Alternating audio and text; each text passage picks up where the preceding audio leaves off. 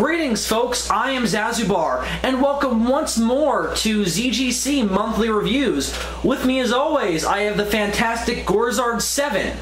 That's good. And of course, also as always, I have the incredible Chopper Pilot 5. The incredible and invincible, thank you very much. He's mixing the Hulk and Iron Man. He's a badass. Yes. This is going to be a very different episode of ZGC Monthly Reviews for a couple of big reasons. For one, we're not going to be a lost found but never filmed. Don't panic, there's a good reason for it. You'll see why when I talk about what we're reviewing tonight. It's also going to be very different because Adam has some kind of shocking news for us all. It's not going to make all you guys happy, but he's going to announce it at the end of the video. Yep. So without anything else needed to be said, let's jump into this, what is going to be a very long episode. So I think we should just jump right into this. So today we're going to be talking about the Heisei Gamera Trilogy. Now, since we're talking about a series of films, that is why I decided to axe, excuse me, a Lost Found But Never film tonight. Because I expect to take at least a half hour on each movie, if not more. Like 2 parts for each movie. It sounds realistic. I mean, there's just so much to talk about with each one. And then another extra part to talk about it as a trilogy overall. So that's basically the structure we're gonna go by. So 2 parts for Guardian of the Universe, 2 parts for Legion, and then 2 parts for Iris, and then probably an extra part for talking about it as a trilogy, and then Adam's announcement. So it's gonna be a very long episode, so hopefully you guys will stick with us through it all. Let's start out with, of course, Gamera, Guardian of the Universe. Now I think the first thing we got to talk about is the background. This is the background that we know of. This was, of course, Heisei Gamera came out the same year as the Heisei Godzilla series ended, 1995, which I certainly find interesting. I'm sure it was on purpose. And what's also interesting is that these 3 Gamera films were released by Toho. They weren't made by Toho, but they were distributed by Toho. Yes, and this was because Dai went bankrupt. I guess if I was to say anything, they were basically the 20th Century Fox of Japan, and Toho was really one of the only film studios to stay afloat during, I believe it was basically the Japanese film industry collapsed during the late 70s and 80s, and Toho was one of the few studios in Japan to stay afloat, and they managed to buy out Dai. So Dai still had their name, but all their movies had to be distributed through Toho. So it's sort of confusing. It's like if you see, I'm going to compare it to The Lord of the Rings for a little bit. You have New Line Cinema releasing a wingnut film, or a wingnut film production. New Line Cinema distributed Lord of the Rings, but Wingnut Productions put all the money into Lord of the Rings and so on and so forth. Right, and that's what happened with Gamera also. Yes. It's certainly ironic and interesting that Gamera ended up being released by Toho. And not only is that interesting because of how Gamera started, but I think it's also interesting that definitely the 3 best Gamera films were released by Toho. So it's certainly interesting and ironic that we never did get that long-awaited and long-talked-about battle of Godzilla vs. Gamera. Which I'm going to make. But right. But what I find funny is these movies, a lot of people are like, what's sad is that a lot of times they get trapped with the Showa era Gamera films, which were clearly competitors for Godzilla.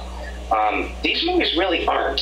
No, they're not. That's the thing, because they were, for the most part, Gamera Guardian of the Universe was released even though the same year, but after Godzilla vs. Destroya hit theaters and was basically out of theaters.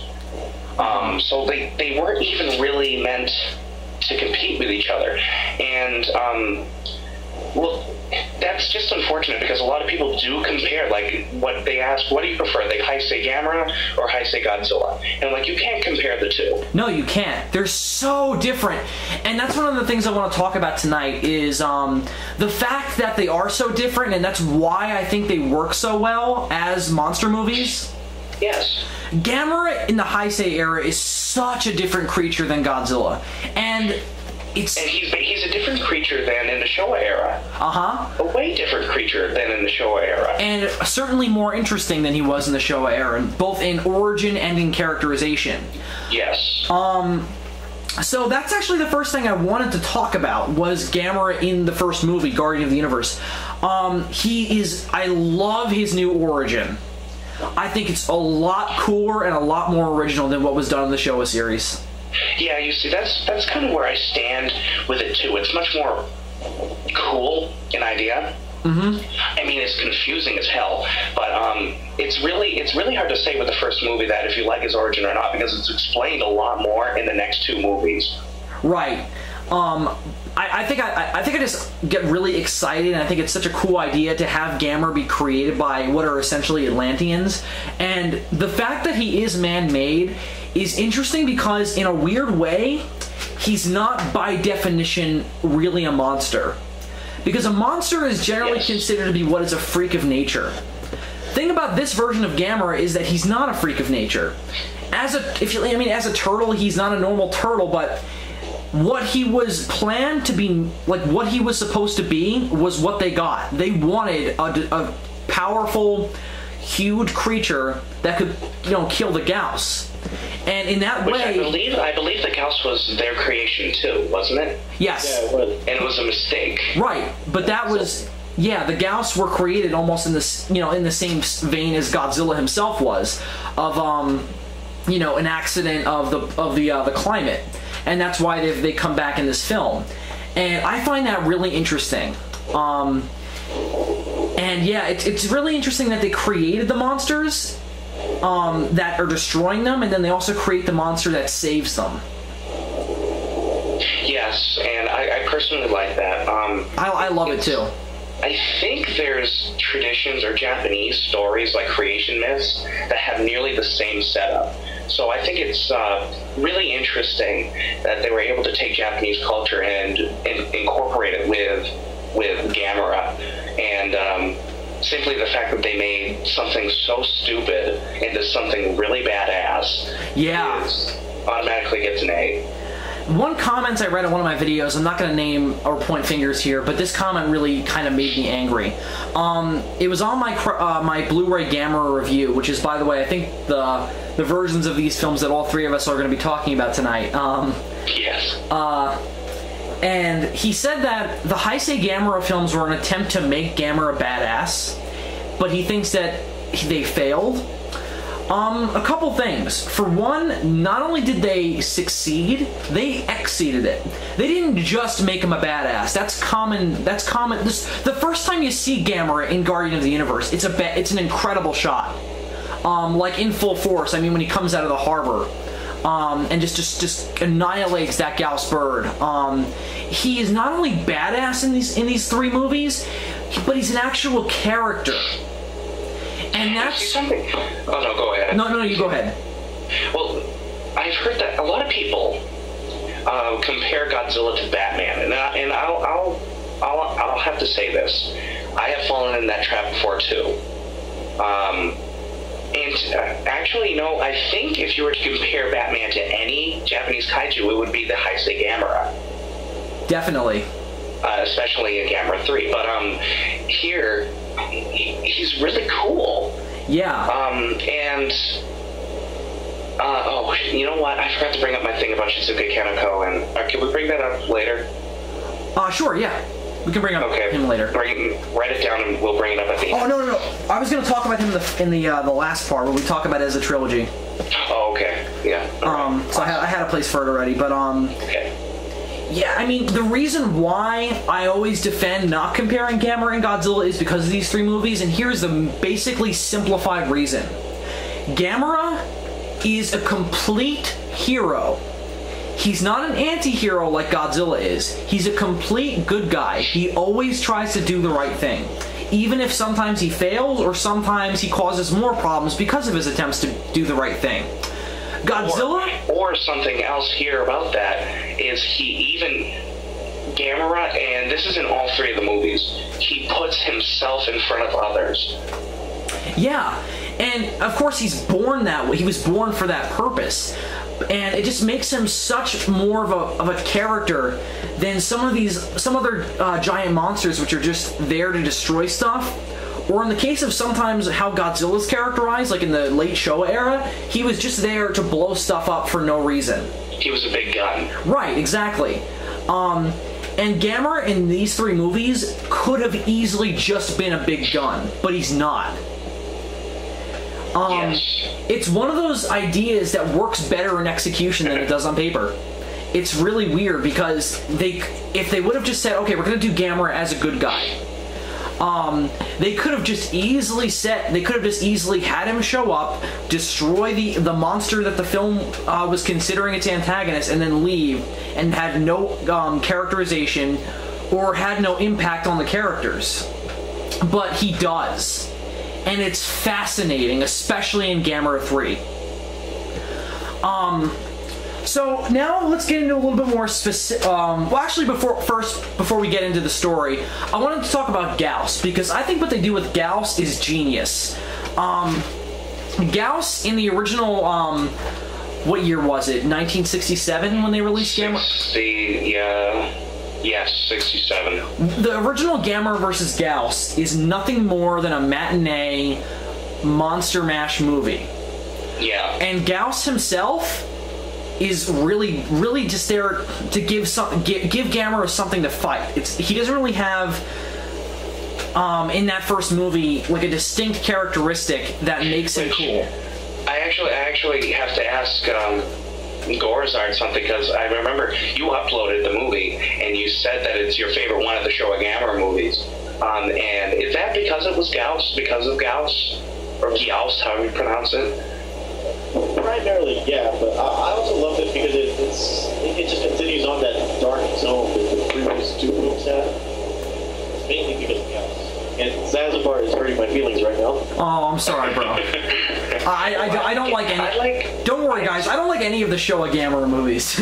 Well, to GORIZARD's defense, my favorite Gamera movie from the Showa series is Gamera vs. Barugon. But okay, so I do genuinely like that. That's the one I dislike the least. I genuinely like those movies. I genuinely like that movie. Mm-hmm. I think it's a genuine good kaiju movie, just like these three movies. But these movies go beyond just being good monster movies. These are just good movies in general.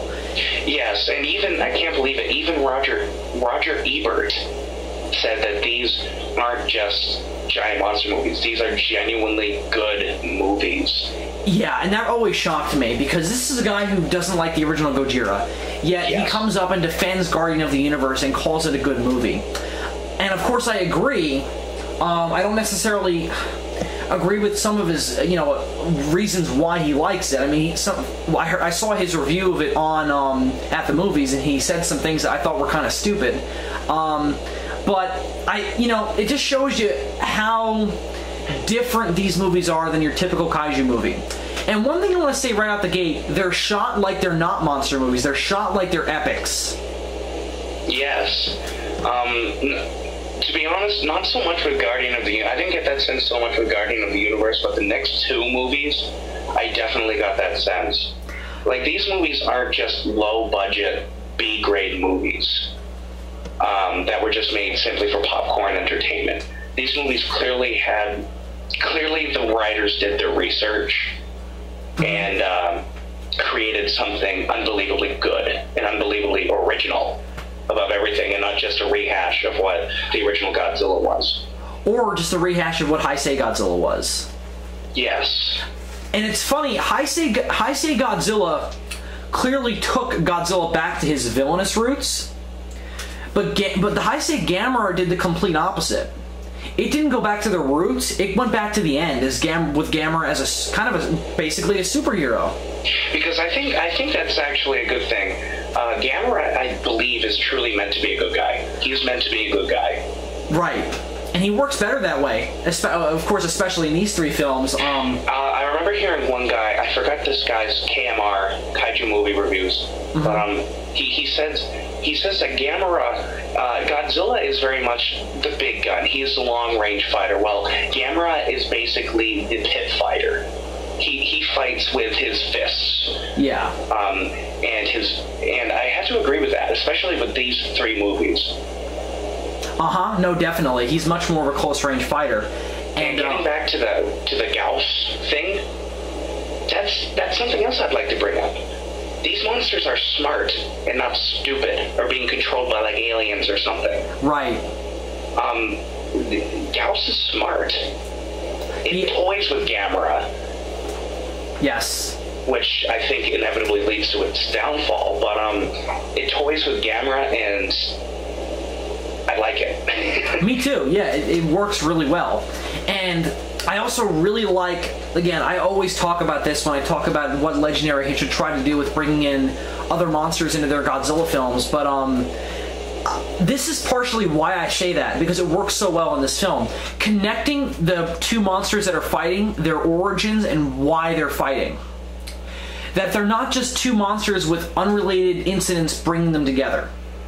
They're two monsters with a very, very believable rivalry, and both come from the same place but come away with it with two different goals. You know, Gyaos is there to destroy, Gamera is there to protect. And that, of course, leads to them fighting, and it's really believable, and I really like that. Yes, and Gyaos' first appearance, or not even his first appearance, but the first time you get a reference that something's wrong on that Stormy Island scene. Great scene. Freaked the living shit out of me when I was a kid. Me too. Because every time I went outside, I was like, oh my god, a Gyaos is going to come down and sweep me away. Yeah. Though, I gotta say, this isn't really a criticism as much as it is just kind of a funny observation. In all three films, you always get, when the monster is either smaller or is just eating people, you always get the shot of an object the person had with them being thrown off to the side, so you don't see the person getting killed. I like the Heisei Gamera more than the Showa Gamera character, because he just has much more to offer. In the Showa series, he's like a superhero. He comes in, saves the day, and then he goes away. And here he's given like a purpose, a justification for his existence. And that's explained with the whole Atlantis plot involved. Right. Which also I'd like to bring up. In the Showa era, Gamera was, of course, bad in the first two movies. Well, in Gamera vs. Barugon, he becomes an anti-hero. Okay, so then what the heck happens in Gamera 3? Gamera vs. Gyaos. He's randomly good. Right. It's like he makes a complete 180-degree turn, and it's completely stupid, and sorry, GORIZARD, but I think it's stupid, and I think it's not explained. It is not explained at all. So you're left with a question mark. With this, you are not. It explains it right off the back. Well, Gamera vs. Gyaos, it was because Ghidorah the Three-Headed Monsters made a shit ton of money. Yes, this is very true. No, I'm kidding, but yeah, I mean, the thing with although in Gamera, I know we're not reviewing this movie, but I just want to bring it up quickly. At least acknowledge that people are kind of shocked by this change. Like, people are still kind of fearful of Gamera, but yeah, you're totally right. It's a complete 180-degree turn. When here it's explained, and not only is it explained, but they do stuff with it. Of course, a lot of that stuff is done in Gamera 3, but it's established here and it's explored a little bit in Legion. But in Guardian of the Universe, him being the hero thing, admittedly, it is just kind of there. You know, out of the three of them, it's the one that doesn't really explore it, you know, really strongly like Legion does or Iris does, but it's there, and at least it's explained here. Well, yeah, and you see, that's the thing. I think Gamera Guardian of the Universe is very much setting up the story, very much setting up this universe. It's very clear that this was meant to be a trilogy from the beginning. Yes. Although I'll get into my problems with Legion when we get there, but and I know you guys are going to disagree with them, but we'll get there. With Guardian of the Universe, though, you're absolutely right. It is set up, but it's set up in a good way. In that they just show there's mystery around everything, and I really like that because it interests me. It makes me want to see where these ideas are going to go and how these things happen. Like, we don't get the explanation for Gamera's powers until the third movie. Yeah. But we get examples of them in the first two films, and I really like that because when Gamera regenerates his entire body out of nowhere in the first movie, spoiler alert, I was like, what the hell? And then in Gamera 2, where all that energy comes at him and he absorbs it and uses that like mega attack, I was again like, what the hell? But then they explain it in Gamera 3. And they explain the whole mana thing. But again, I guess we'll get there later. But I really like that. I like that whole idea of we're going to tell you later. Yes. Goddamn, this is an amazing movie. I know, it's very hard to like... It's hard to...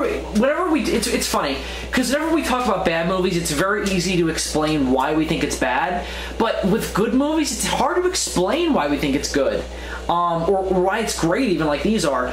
I mean, we can talk about what makes them better, but it's hard to explain why they're not just good, but exceptional. You know, one thing... First things first...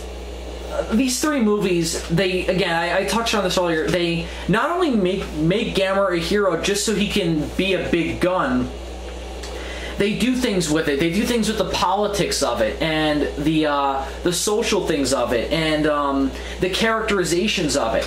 When Gamera is technically protecting people, he's also killing people.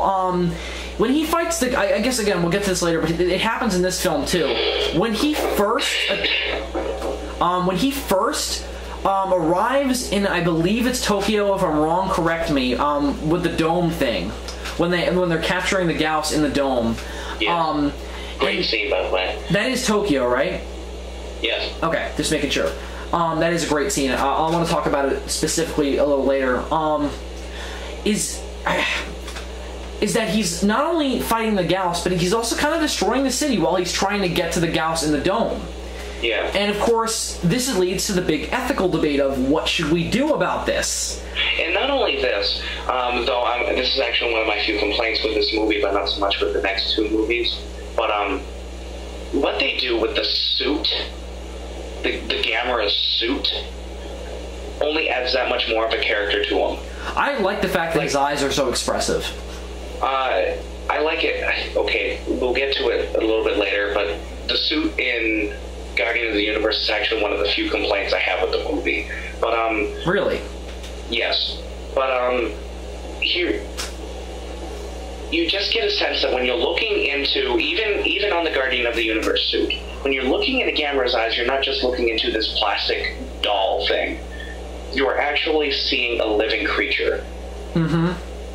And the visual effects on these three movies are leaps and bounds better than the Heisei Godzilla movies.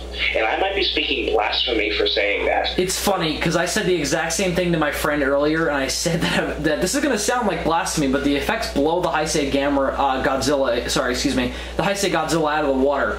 They do. Completely blow the Heisei Godzilla of course, effects out of the water. To be fair, the Heisei Godzilla effects are incredible.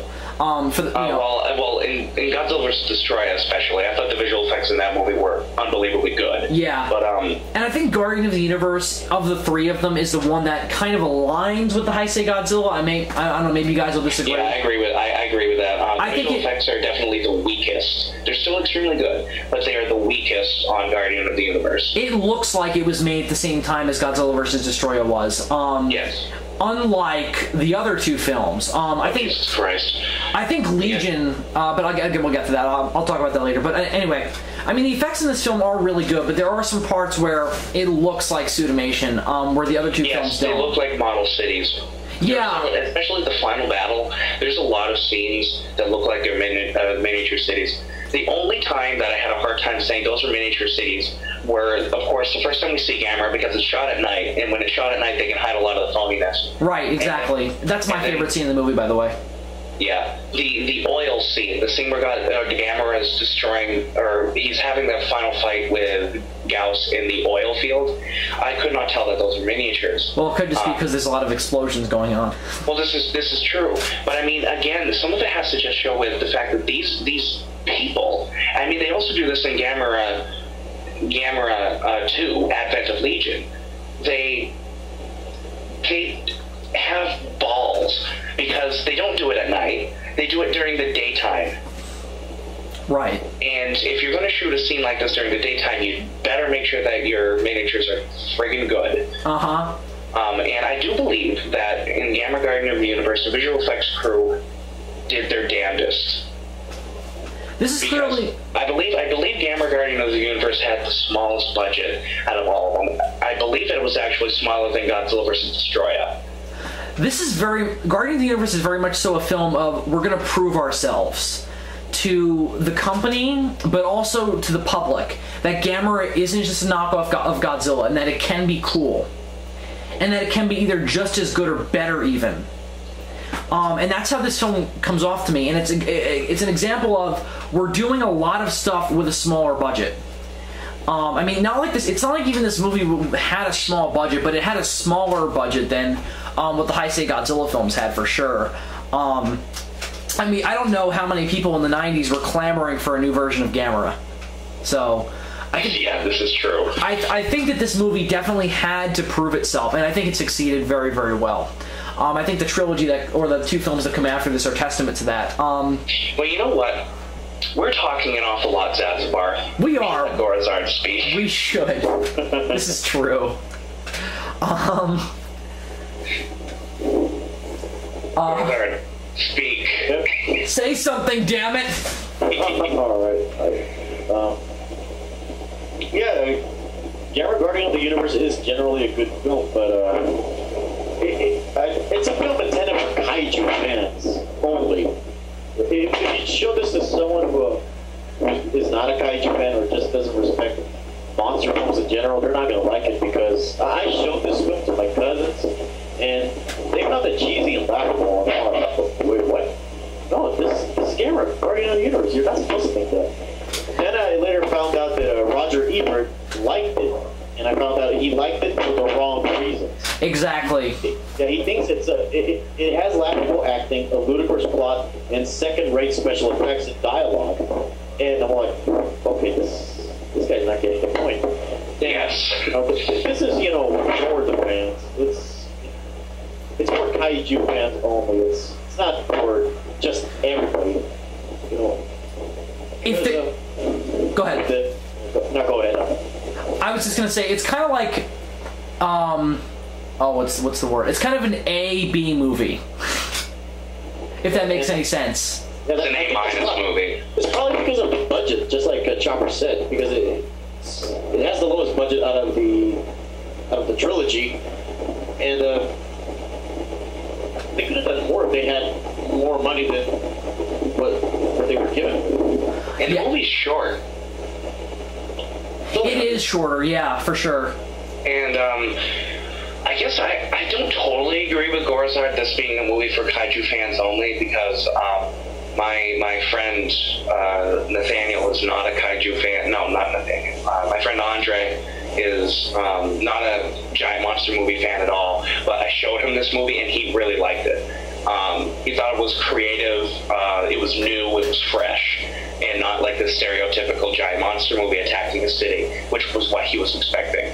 But I can see where GORIZARD is coming from, and if he was to say that about the next 2 movies, which I'm sure you're not, but if you were to say those about the next 2 movies, I would kill you.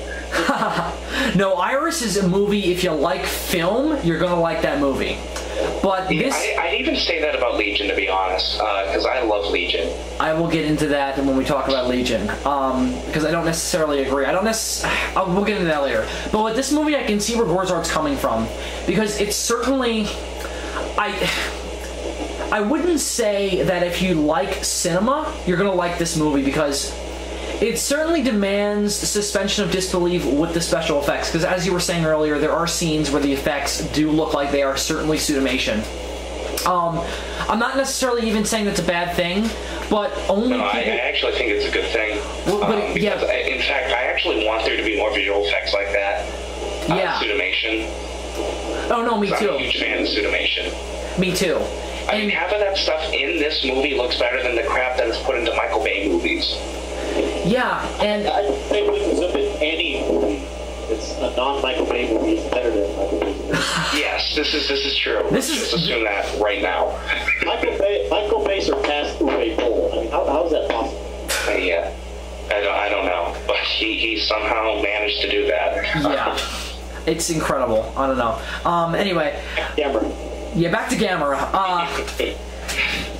But I can see where GORIZARD's coming from with that point. But I don't necessarily agree either. But I don't know. I think that if you're someone who doesn't like the original Gojira, you're not gonna like this movie. Because there are people who are film fans that like the original Gojira but don't like the Godzilla franchise. I would say that if you like the original Gojira, I don't necessarily know if this isn't that same quality. In terms of the special effects, I mean, I think that they are certainly more along the lines with that Godzilla franchise idea. Anyway, hopefully I'm making some sort of sense. Anyway, so back to this. I want to talk about the story. As we were talking about earlier, it's very much so set up, but even saying that it's set up, I do think it stands very well on its own. In the grand scheme of things, it seems a lot smaller than it actually is. Because when you see how it comes into Legion and how it comes into Iris, especially Iris, you can see it looks smaller than it really is. But when you watch the movie, it feels like a complete story and not just set up. I don't think I say this knowing that there is a trilogy, but I don't think if there hadn't been a trilogy, I think people would have still been satisfied with this movie and still called it a good movie. Yeah. But the fact that there was a trilogy, I think, almost hurts it because it makes it look smaller. Again, especially what was done with it in Iris. Because when you think about it in the grand scheme of things, it's pretty much just two monsters fighting, and then the good monster triumphs in the end. I mean, it's certainly more complicated than that, but it didn't seem that way when the trilogy came out. So I would almost say that if you're going to watch all three of these movies, you've got to watch the first movie and then take a break and then watch the next two movies later. Because I think the first movie is almost hurt by the fact that there were sequels made.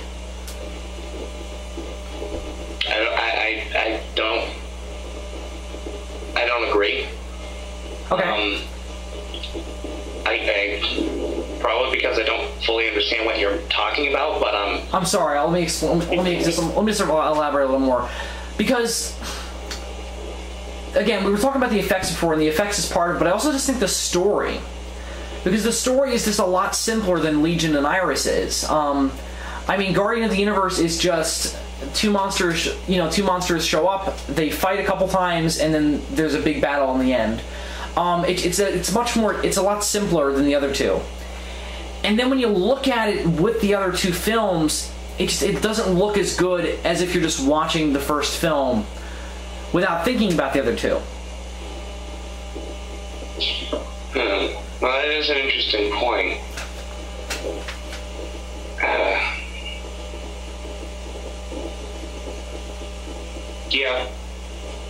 Yeah, I understand what you guys are talking about. Yeah, I understand what you're talking about. I mean, it's certainly integral to when they made Iris, because without Guardian of the Universe, you couldn't have had Iris. But again, it doesn't appear as good as comparing it to the other two films. But to me, it's still a very good standalone monster movie. But I do kind of agree with GORIZARD that if you're not a monster movie fan, you're not going to appreciate it as much, because this is very much so a monster movie done exceptionally. Yes, yeah. Like, you need to watch this with an open mind. You can't be like a closed-minded, like, oh, this is like it's a crappy, cheap Japanese monster movie. You can't treat it as a generic Japanese monster film. You got to treat it as as something fresh and new, because this is basically what it is. It's a reboot of Gamera. It's fresh. It's new. It's a whole new formula, and you got to treat it like that. Yeah, it's a very different beast than some other monster movies, for sure. And that's why I like it so much, because it's so original, and you can't watch any other monster movie and get the same feeling as when you watch this film. It's so distinct. I would even say that in the context of the other two films, because this film has its own distinct atmosphere and style that you can only get the same feelings from watching this film. And I think that's the mark of a good movie. Yes. And I'll have to be honest.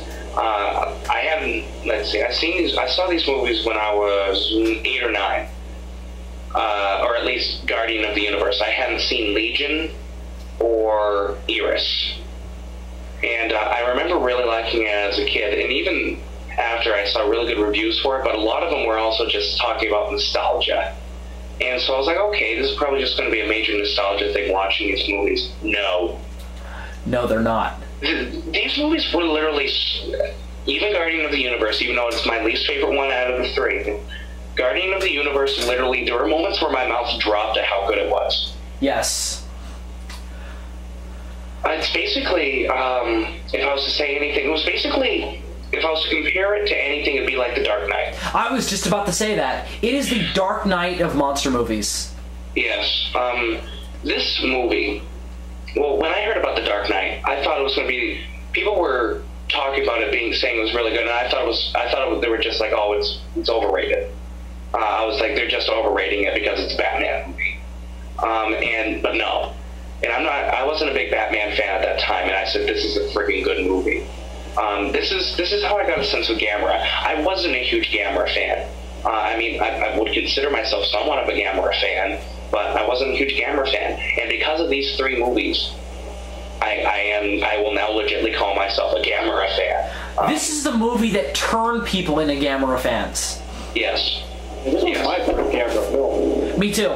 I saw this before. I think it was mine too, because I distinctly remember me going, "Where's Godzilla?" I had that with War of the Gargantuas. I was in 5th grade when I was somewhere in elementary school when I first saw Guardian of the Universe, and it was around here where I was a huge kaiju fanatic. Every day I watched Godzilla movies nonstop, and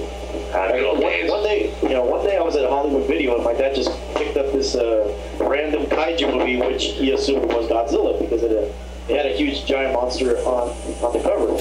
And it was completely different from what I was used to. It wasn't a giant dinosaur spitting blue radioactive breath. It was a giant turtle with a huge red bird behind him. It just seemed interesting to me.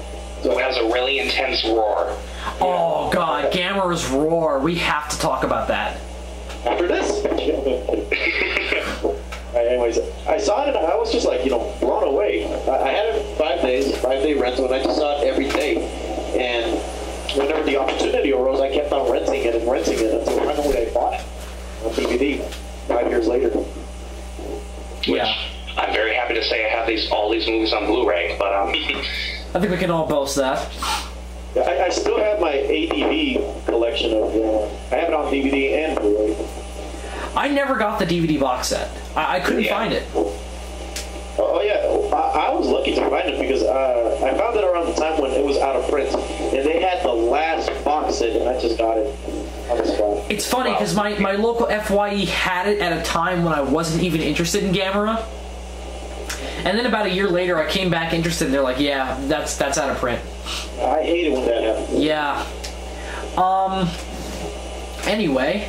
I never had that experience because it wasn't truly until recently, like literally 2 years ago, that I became a Gamera fan because of these movies.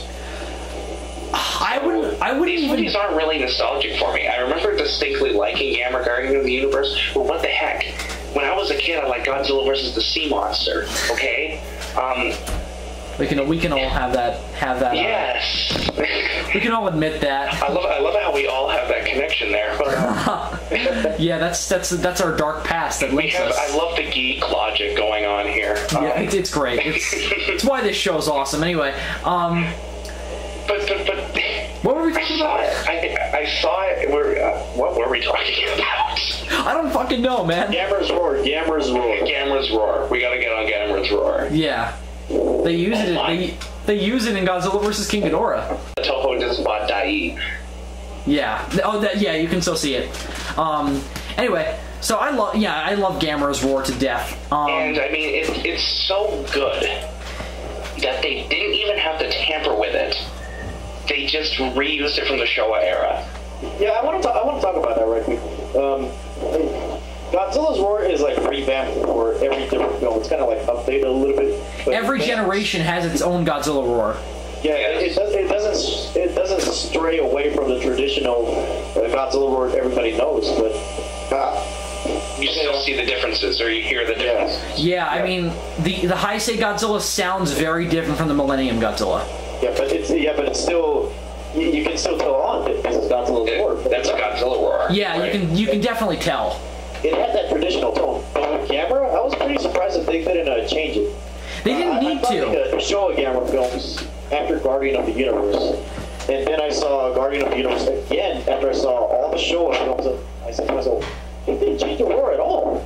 No, they didn't, and they didn't need to. It sounded epic already. It sounds so. Gamera's Roar is probably the second coolest roar I've ever heard. It's original and it's epic. It's one of the most original roars I've heard since Godzilla. And yeah, Godzilla's my favorite roar. Gamera's Roar, whenever he roars, it's like he means friggin' business. Whenever Gamera roars, I get a smile comes across my face because I'm like, that's freaking awesome. There's some moments in especially Iris where literally Gamera's Roar gives me goosebumps. Yeah, especially in Iris, yeah. But even in Guardian of the Universe, it did that for me. When he first roars, when he comes out of the harbor, I stand up and go, yeah! I know, it's one of those things so where epic. Like, yes.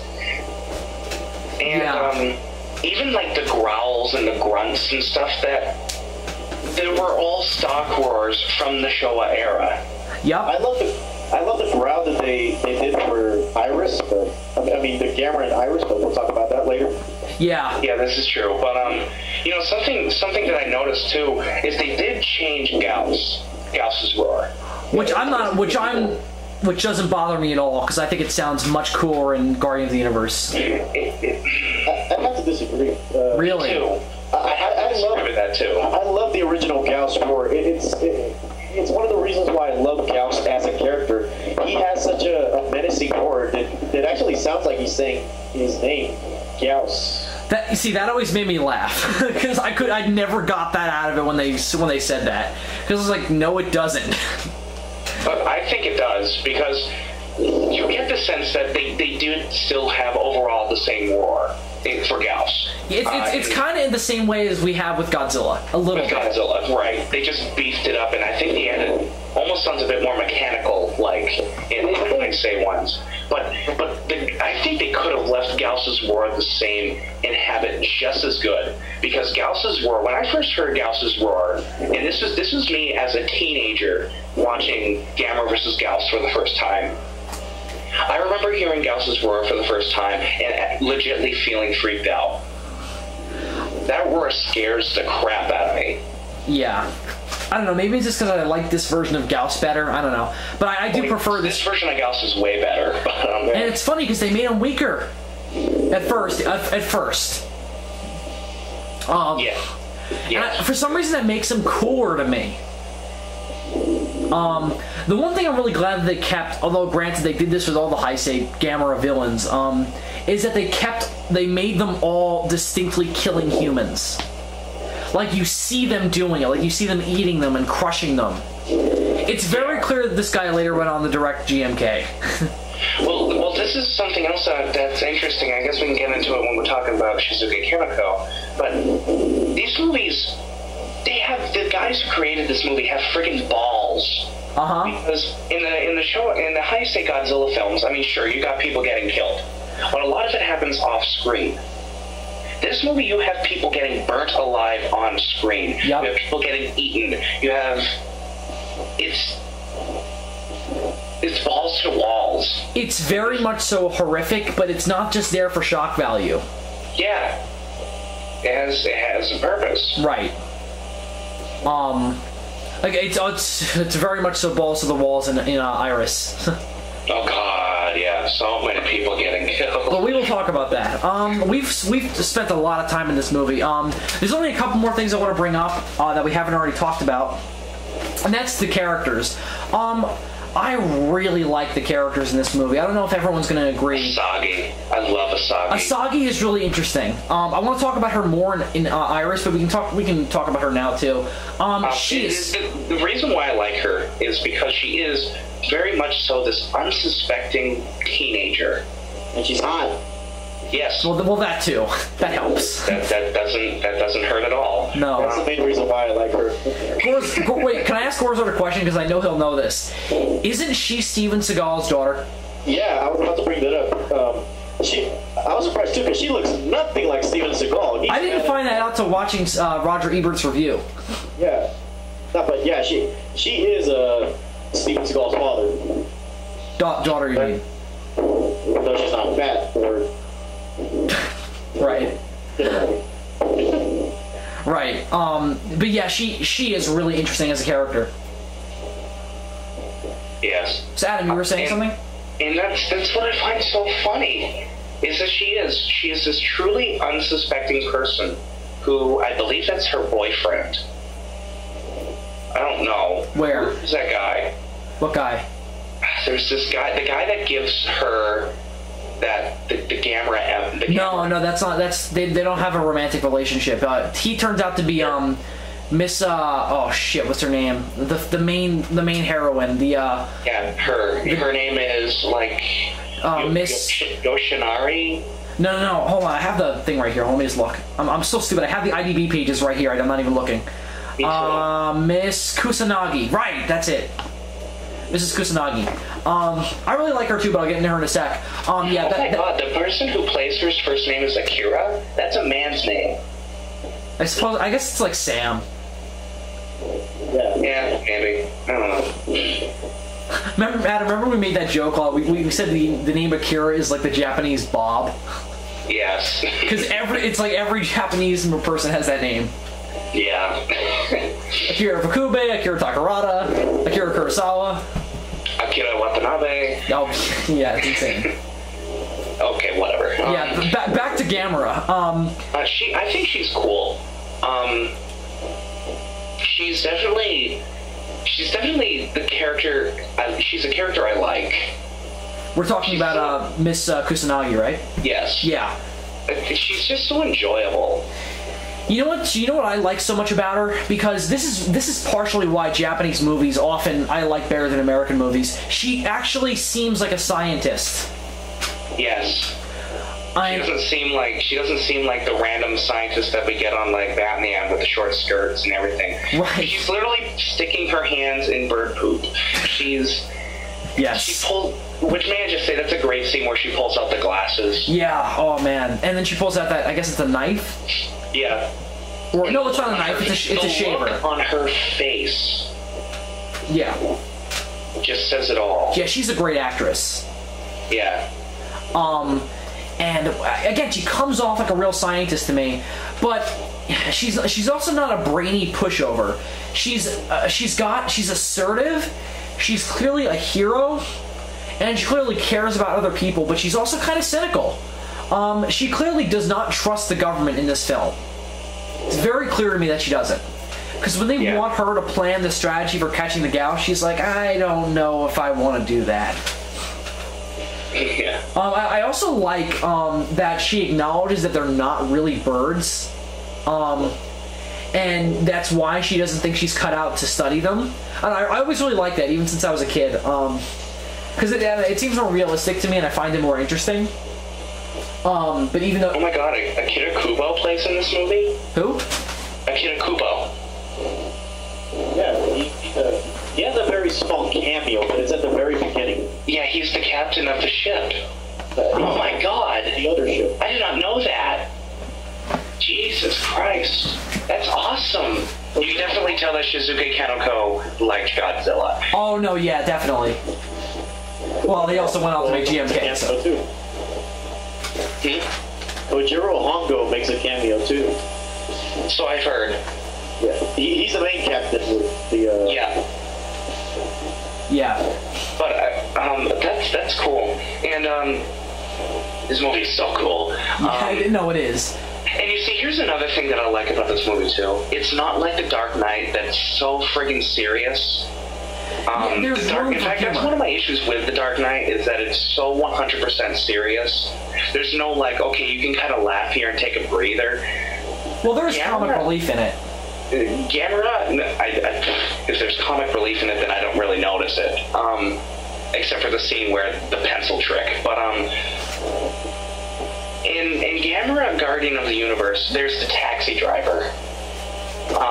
And the taxi driver that's driving Asagi to see Gamera, and then they come up to that post where the military are blocked off, and then all of a sudden he just slams on he floors the taxi, and then he starts goes laughing straight through it. And he's like, "You have no idea how much I wanted to do that." Yeah, I love that too. That is so funny. Well, I'll tell you guys about my favorite character. It's Inspector Osako. I love him. And, of course, he gets his big moment in Iris.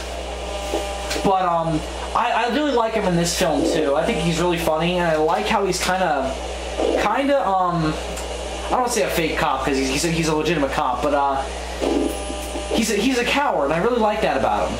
Yeah, and you see, that's what I like about him too, is not only that he's a coward, but then by the end of the series, he's this really brave guy. Yeah, but I like that he's a coward with development. And even in this film itself, he's got somewhat development. He's a coward that tries to do the right thing, but he just can't do it. Which I would also like to notice that he is in GMK. Is he? Yeah. No, you're right. Yeah, he is in GMK. He's the guy trying to hang himself. Yeah. I think he's a completely different person. I'm pretty sure of it, but that would be funny if it was still Osako. Same actor, yeah. Yeah. That'd be funny if it was still the same guy. That would have been friggin' hilarious. It would have made sense, somewhat. Same director, same actor. So. Yeah. There's a lot of kind of references to the Gamera films in GMK. Yeah, there's a lot of them. Now that I've seen all these Gamera movies, I actually like GMK more because I'm like, that's funny. you get so many references to it, but anyway. Well, I also just appreciate... He's a cool guy. He's funny. Yeah. That's the thing. He's one of those slapstick guys that I actually kind of like. He's the comic relief that isn't just there for the comic relief. He's there to serve a purpose. He's there to... it's in a weird way, he's kind of the opposite of what Gamera is. Yeah. Because Gamera is this brave... He's brave no matter what. And then we've got this human who's just a coward. I don't know, maybe I'm overanalyzing it, I probably am, but that's kind of a weird way to look at it, but it makes sense. Yeah. And, goddamn, all the characters in this movie, and that's something that I'd like to mention as well, all the characters in this movie are believable. I was just about to ask you guys, how do you feel about the technically the male lead, even though he doesn't really come off as it? That naval... What? Now, he's the guy that goes onto Gamera's shell and finds, like, this monolith-looking thing, and then it crumbles in front of him. I'm gonna find out his name now, because it's bugging me now. Oh my god, he's got a long name. Yoshinari Yonemori. Yoshinari. Yeah. Yoshinari. I kind of like him. I think he's a little bland. I wish he was in the series more. Yeah, I almost feel like I would have liked him more if he would have shown up again, like probably in Iris. I'm gonna be honest, he comes off as a little bland to me. Oh yeah, I'm not saying that he's bland, but he's believable. I think he is believable. Like, one thing that I like about him is his natural curiosity to Gamera. That is one of the things I like about him too. Like, I get the sense that he's scared stiff of the thing, but he's so curious. Yeah. Basically, I get that he acts the same way towards... Excuse me. he acts the same way towards Gamera as Kusanagi acts towards the Gyaos. Yeah, right. And he also clearly said, well, not him, but I really like Asagi's father. I think he's really cool. Yes, he's awesome. And what I like about him too is that he cares about her. Right. And he's scared stiff. He doesn't know what's going on with his daughter. Yeah, and it's also really interesting because he's either got to pick between Japan or the world or his daughter. Because the only way Gamera is going to defeat Gyaos is by feeding off Asagi's life force. But that means that she's constantly getting injured and that she's constantly getting the life sucked out of her. Yeah. So you gotta make it, as a father, and I also really like how he works for the government, so it's even more interesting then. Yeah, and my favorite scene with him in terms of characterization is when she's sleeping and he sits down next to her and then all of a sudden goes over to her drawers, where she, I believe, puts all of her clothes, and he finds a picture of her and this boy. I like that scene too. I guess I don't know you as much as I wish I would, I guess I don't know you as much as I should. And that's his opportunity. That's the moment where where I think he's leaning towards, I gotta let her do this. Yeah.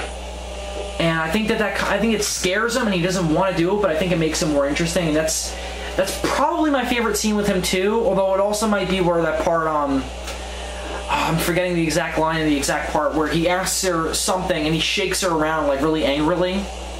I wish I could remember the line. Well, there's a couple scenes in, he's definitely the best male character in the movie. I do like him better than Yoshinari. Which is something else I'd like to bring up. This movie relies heavily on female characters. It does. Do you think that is because, this is a question for both of you, do you think that's because Gyaos is female? That is really interesting. I never thought of it like that, but yeah. I don't rule it out, or it could be a coincidence, but either that or it could be like a reflection on humans and monsters. The female monsters are the destroyers, and the human characters are the saviors. I wouldn't rule it out, though. Now, you see, here's the thing. I also don't think it's an accident that it's a female who shares her life force with Gamera. Yeah, that's no accident, I don't think. Well, you see, here's the thing. With my what and who is Godzilla thing, I know damn well that I'm overthinking comparing Ghidra the Three-Headed Monster, where Godzilla turns good, to Barabbas. I know damn well that I'm overthinking that. And I acknowledge that I'm overthinking that. Here, I don't think Shizuke Kaneko would have something like that and make it a coincidence. It's a very Japanese character, in terms of directing, it's a very Japanese characteristic to use this kind of subtlety. I mean, we have this with Ishiro Honda too, is that we don't know, but it makes so much sense. I mean, half of the theories about what the Godzilla films are, about is all, people are like, oh, I'm probably overanalyzing it, but I don't know if a lot of the time it is that. I think it's just that it's so subtle and put in that way that you can say that and not worry about it being overanalyzing. And I think that we have that with these three Gamera films. Because they're clearly, especially in Iris, trying to be about more than monsters beating the hell out of each other. And this film sets that up beautifully, especially with its human characters, and they're very three-dimensional people. And I find that I love following them. And I really like...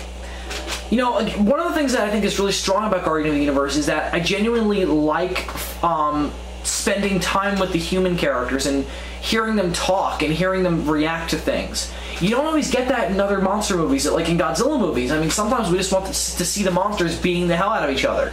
We don't want to see the people, but in this, I want to hear what the people have to say. I find it interesting. And these three films prove the point that people talking can be just as interesting as just explosions. Yes, and trust me, in the next movie, there's plenty of explosions. Oh, we'll get to that for sure. And then, and Iris is just, oh my god. There's actually, I think, more explosions in Legion than Iris. There's more. Or at least I like the explosions better in Legion than Iris. Oh, really? Yes. We will talk about that, my good sir. Anyway. So, I guess Adam's already kind of expressed his opinion on that, so, GORIZARD, how do you feel about this particular Gamera suit compared to the other two? If you don't mind, I kind of like to go back to the characters real quick, because No, sure, go ahead. I'm sorry, we were talking so much. Go ahead. One of the characters that I absolutely love, probably more than the other human characters, is Mr. Sato. I think that's his name. It's that one government guy with the glasses and the Humphrey Bogart accent. Oh yeah, so I like him too. He's cool. The one who just has beef with the main female heroine. Yeah. Yes. Yeah, I love that character so much because in the English dub version, it fits. It fits with the actor. It does. It does. You see, I don't watch it in English. I watch it in Japanese. I can't with Iris, so I have no choice. Yeah. That character, the voice, it fits with the character's look, personality, and individuality. And I don't know, I have no explanation, but I just like that character best out of all. I really like him too. He's not my favorite. No, he's not mine either. Probably my favorite is definitely Asagi. Mine's her father. I was gonna say it's either Asagi or her father. Yeah. But I guess if I had to choose one, I'd have to choose Asagi. But You see, I think she has her best moments in Iris. she does. You always gotta choose the girl. That's true. Always gotta choose the pussy. Hoes before bros. And, the fact that we have all guys in this panel is starting to make this creepy. Anyway, so back to Gamera. Yeah, now for the suit. Yeah, back to the suit. So GORIZARD, how do you feel about the suit? I gotta be honest, Ted, I like the final result in the concept art that they were going through during development. Because I'm looking at the concept art and it's like, huh? Is this even Gamera? Because there's some art where Gamera's too skinny. And there's just some where he clearly looks like a turtle. It's just a giant turtle. It doesn't look anything like a mutation or anything like that. It just looks like a huge turtle. And I'm really pleased with the decision that they went with the final product on the suit. It looks better than what they were going with in the concept art department. Yeah, I think yeah. So in terms of the franchise, though, in terms of the trilogy, how do you feel about it in terms of what was done in Legion and Iris? You mean the suit? Yeah. I kind of like the eyes better on Gamera too. You see? That's where we're going to disagree on this. I think we're all going to have different opinions about the suit, because this one is not my favorite suit, but it has my favorite eyes. I think oh god, this one has my least favorite eyes. I think they're the most expressive, and I don't know, I really like the way they look. They look a little, I'll admit, they look a little cartoony. And I think, you know, of course in Iris, I think it looks the most realistic. See, Iris is my favorite eyes. Yeah, mine's... Because it looks so intimidating. See, that's why I like that suit overall as the best. I guess we'll get to that later, though. But I like this one because it's so simple. And I don't know, that's why I like it. Of course, they go a little crazier in each one. Again, that's not a problem. I'm just making an observation. But I like the simplicity of this one. And I like the eyes. I think they're the most expressive. I think Gamera looks too small, maybe. I don't know if that makes sense. Well, Godzilla, I'm sorry, Gamera is a hell of a lot smaller than Godzilla. No, that's true, but I mean, just in terms of... I think in this continuity, Gamera is 60 or 70 meters. He's 60 meters. They say that in the movie. Yeah, he is the same height as the original Godzilla. Yeah. And yeah, that looks clear, but I mean, it looks a little inconsistent with the other two suits. But then again, this is the first movie. So I just want to say this. I do like this suit. I don't know. It's my least favorite one out of the three. But the reason why I like this suit so much is because it is very honorable to the first two Showa Gamera suits. I like the first two Showa Gamera suits overall. I think Gamera looks rather intimidating in the first two movies, even though those movies, or especially the first Gamera movie, sucks. Oh, God. That thing looks like it's made of paper mache. I think the design is cool. But the thing is, I don't think that Gamera fits that. I don't think the look that they gave Gamera in Gamera Guardian of the Universe fits the character enough. Interesting. I know he's supposed to be a good guy and friendly guy, but you get that with the next two suits. The next two suits, Gamera looks, especially in Iris, he has those few scenes where you can tell that Gamera is good, even though he looks mean. Interesting. And that's where I can see the comparison to Batman. Yes.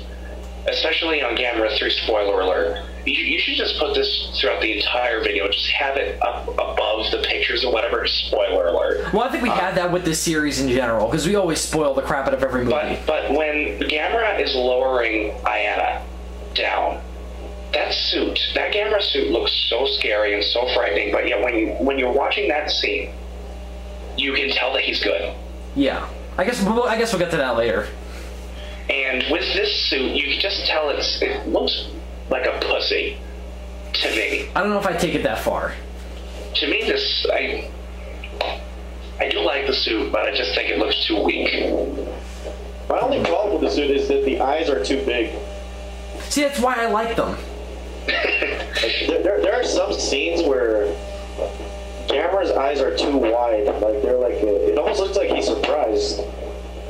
You see, actually, oh, dude, that's funny because that's one of the things I like about it too. Because there's one shot that sticks out in my mind when he's looking at Asagi after he's defeated the Gyaos and all her wounds are healing, and you see his big, wide puppy dog eyes. I really like that about it. I don't know, it looks cool to me, and it, I don't know. The fact that he looks so expressive is the thing I like about it, and he looks expressive in the next two movies. Less so to me. Maybe more. He looks expressive in Elysian too. But I don't know. I think in Iris, in some parts, like I think the last battle is where the eyes look the best. But in some parts of Iris, I think his eyes just look too scowly all the time. But anyway, we'll get to that. We spent over an hour on Guardian of the Universe. Oh, sweet Jesus. We need to move on. Right. So let's go to score. So of course we go in backwards order. So Adam, your score for Gamera, Guardian of the Universe. Because this is take two, and I already know everyone else's score, I think that Zazubaar is being too mean. This movie's awesome, and despite what I've complained about this movie, I'm going to give this movie a 4 out of 4, and this is my least favorite 1 out of the 3. So just that sense there, me still giving this a 4 out of 4 just speaks to how good this series is. GORIZARD. Yeah, me too. I'm gonna have to give it a 4 out of 4 because this is, a great film. It's solid kaiju goodness. It brings me nostalgia of the golden age of kaiju movies from the 60s, while at the same time bringing a fresh new direction to it, and at the same time redeeming Gamera and the franchise to properly combat Godzilla at the box office. Godzilla really now has a formidable ally to compete with, and this is just a great film in general. It's terrific. So 4 out of 4 for me. All right, so I'm gonna give it a 4.5 out of 5, and let me explain my reasoning. This is a watch yourself. This is a fantastic movie, but I'm giving it a 4.5. Because it's not Godzilla? No, that's not why. It's a good reason, but that's not why.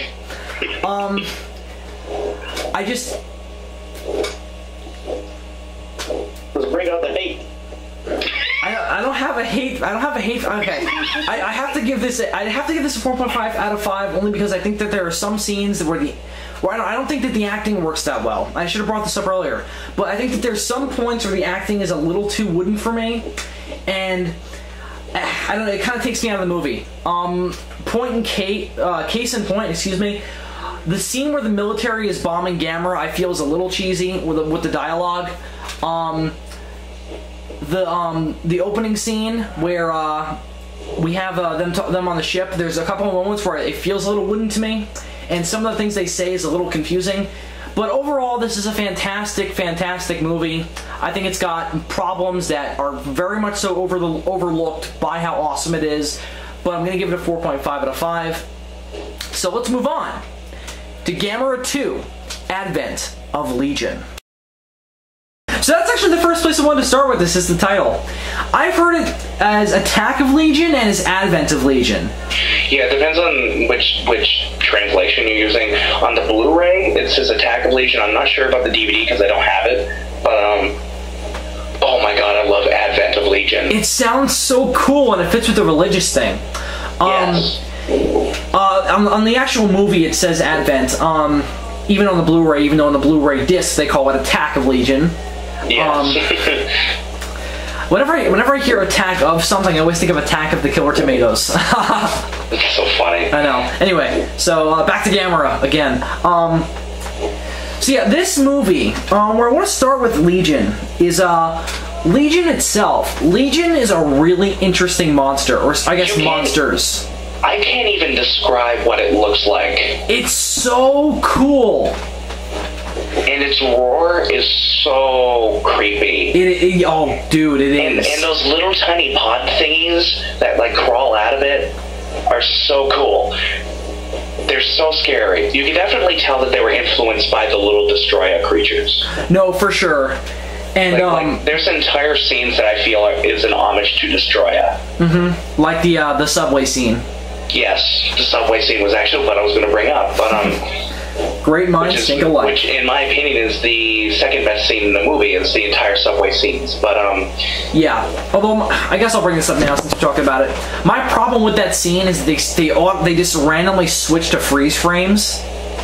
Yeah, and actually, yeah, I didn't like that. But here's the thing that I like about this movie. This movie is shot like a documentary. Yeah, it is, and I like that. I kind of like that about it. The characters, I will not deny this. The characters are flat. Yes, that's my biggest problem with it. I don't relate to these people, and the reason why sorry, go ahead. Because it's shot like a documentary, it even has the shaky cam. Yeah.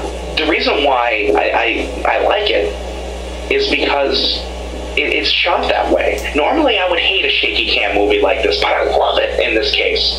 This movie is not, I don't think it's truly meant to be like Guardian of the Universe. I think it is supposed to be like a documentary. It is very much like a documentary. It overall has a very different feel than Guardian of the Universe. I think that was the intent. And it has a much more darker feel. Yes. It is a lot darker. And I have to say, I feel really, really, really, really bad that the first battle takes place in Sendai. Yeah. The entire scene made me feel so awkward. Mm-hmm. Yeah, it is. Wait, what's so awkward about it? Well, that's for the tsunami. Yeah. Oh. And basically, Sendai is gone, and then in that movie, it gets blown up. Yeah. By a giant pod plant thing. Though that image is really cool. Yes. Of the frozen Gamera. And Gamera gets so fucked up in this movie. And that's one of my favorite things about it, because this is the first step towards what's ultimately going to be done with him and Iris, is this idea that Gamera is going through a lot of shit to protect us. Oh my god. The first battle alone, he gets swarmed with those little Legion things. Mm-hmm. And like they go down his throat and everything. And that shot where he goes into a flying saucer and tries to spin all the Legion off of him, and then his blood scatters everywhere like a sprinkler. Wow. Very cool scene. Truly, that entire scene, my mouth was dropped. Because it's disturbing and it's good. Yeah, and it goes into one of the things I have that I have complaints with a lot of kaiju movies. I brought this up in my Godzilla or my Mothra vs. Godzilla review. Is that with a lot of these movies, a problem is that you don't feel like there's a real connection between what's going on with the monster characters and what's going on with the human characters. All three of these films do that effortlessly. that's what's so sad. And, you know, as much as I love, which I clearly love Godzilla more than this, more than Gamera, but Godzilla never really bleeds too much. Yeah, Gamera bleeds in all the friggin' movies. And of course, I think that was done on purpose to. Gamera is not invincible. When the military is shooting at him, he's getting hurt. Isn't that ironic though that he's not invincible? Well, that is funny. That is really funny. Thank you for saying that. That has made this whole review worthwhile. Yeah, the irony is that the Showa Gamera films are aimed at children, and it's gory. Yeah, but in those films, it's goofy gore. Like it's all different colors and stuff. But oh my god, Gamera gets so fucked up in this movie. And that's why when he's defending the helicopter with Asagi in it. Yep. Easily my favorite scene in the movie. Yeah, mine is when Gamera resurrects, but my god, he's getting sliced up. He friggin' gets one of those spike thingies from Legion stabbed into his stomach. Yep. And his blood goes everywhere. And when Gamera's roaring in that scene, you can tell that he's in so much pain. Yep. And I have to say that is testament to the suit. That suit shows so much emotion. This is a great suit. I do like it better than Guardian of the Universe. The Guardian of the Universe suit, I mean, because it for me it's the perfect blend between what was done in Guardian of the Universe and what ultimately will be done in Iris. Because Gamera looks more intimidating, but he's still got those eyes. Yeah, you see, I don't like the eyes. I can't say I don't like the eyes. They're just not my favorite. What I would do with the eyes. I love the design of his shell on this one. Yes. I think his head is a little bit too small. I can see that. Yeah.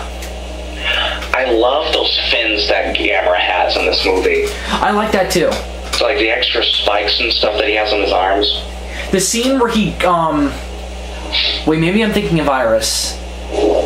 The scene where you see him turn. No, it is this movie where it's the first time we see Gamera. Right, where he comes out of the flying saucer and goes into normal Gamera mode. I really like that. It's a really cool scene. Yeah, which I have to say, that's one of this movie's downfalls, actually, is they use, I'm not saying CG is a bad thing. I actually like CG, if done right. Like, as much as I complained about Avatar, I love the CG in that movie, but, here's the thing. I know that this was made in 1996, but the CG is atrocious. I wish I would have brought this up in Guardian of the Universe, because I'm glad you brought that up though, because I would have forgot about it. The CG, it's very experimental. I think, again, we'll talk about this in Iris. In Iris, it's done well, but with these two films, it doesn't work. It looks like CG. Well, the first Gamera movie, Gamera Guardian of the Universe, doesn't really have much for CG at all. This movie has a lot of CG. With the missiles, though, there's that one shot where they launch all the missiles at Gyaos. It looks awful. Yes, but and with this movie, they have when Gamera first comes out of his flying saucer mode, it looks pretty bad. Yeah, but I mean, overall though, I think the visual effects in this movie are extremely good. Definitely the miniatures leaps and bounds better than Guardian of the Universe. This looks better than Heisei Godzilla. Yes, a lot better. I think Guardian of the Universe was on. May I just say, there's a few explosions in this movie. A few. Oh my god. Legion is so badass. Yeah. I guess it's her. I love her powers. Wait, it's a her? I guess it's a girl, because I mean it gives birth to all those little tiny creepy bug things that just make me want to, Well, she's called the Queen Legion. Yeah, that's true. Which is a strange name, because it's identifying an individual made up of multiple creatures. Anyway, it's a strange name. Yeah, but Legion is so cool. Yeah. It's a fascinating creature because it's almost like what if the aliens were plant related? Yeah, and you know that one of my favorite scenes in terms of Legion is when she first reveals like her laser thingy. Yeah. And she blasts off a chunk of Gamera's shell. Yep, I like that too. Oh my god! And the sound effect that they added into that made it sound like it hurt so bad. And like you never notice that when something bad happens to somebody when you're watching a movie or something, you almost like you feel it. Yes, I do. I got that so much in this movie. Like when Gamera gets stabbed with that spike and his blood goes everywhere, I was like, oh, like I had to hold my stomach. I mean, just the sound effects and everything in this movie, they made it look like Gamera is getting hurt, which is a good thing. Yes, it is. And of course, that's ultimately what helps with their whole idea of making Gamera the sympathetic hero. Which again, that's elaborated more on in Iris, but it's established in this movie and it's talked about later. This film has a really interesting idea brought up later on when they're talking to the army guy for the first movie. The guy who was talking about how to contain the Gyaos in the first movie, he's in this film too. Colonel what Heisei? No, not him. The other guy. He's not a colonel.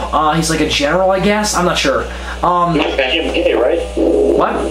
He was in GMK, right? I don't know. No. Damn it, I don't know how to describe him. Oh, wow. Never mind. What?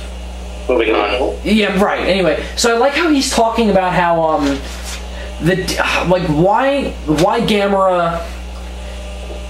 What's interesting about the Heisei Gamera films is that they make Gamera a hero, but they establish why that can be a bad thing. And this is the first film of the three that really does that well. Of course, Guardian of the Universe did it too, but this one brings it to the forefront. Gamera destroys stuff when he's fighting the enemy, and people get hurt because of that.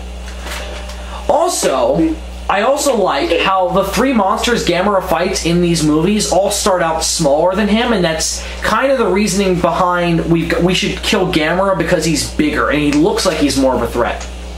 Yeah. GORIZARD, you're going to say something? Yeah, so Gamera is basically like the hero who'll save your neighborhood, but at the same time destroy it. Yeah, right. Gamera, save my Oh, I don't have a neighborhood anymore. Well, he saved your life, but he destroyed your home. Right. Yeah. That's so true, though.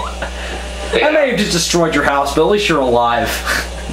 But, you know, something... Okay, there's two things I need to bring up right now before I forget them. One, Asagi. Asagi in this movie, what I like about her in this movie is that even though that her connection thing doesn't work anymore, she still feels connected to Gamera, and Gamera still feels connected to her. Yeah, I really like that too. That's interesting. And two, may I just say, this is my all-time favorite score by Kawatoni for this movie. I think, yeah, it is really good. I mean, it's really good in all three films. I like it the most in this movie. It's more darker than the Guardian of the Universe soundtrack. Yeah. My favorite track is either the opening credits or probably when Gamera is flying towards Legion for the final battle, because there's just this tune and and you're just like, oh shit's about to hit the fan. Gamera's not happy. And that's what I like. Gamera hates Legion. Yeah. And I guess I'll get into this now.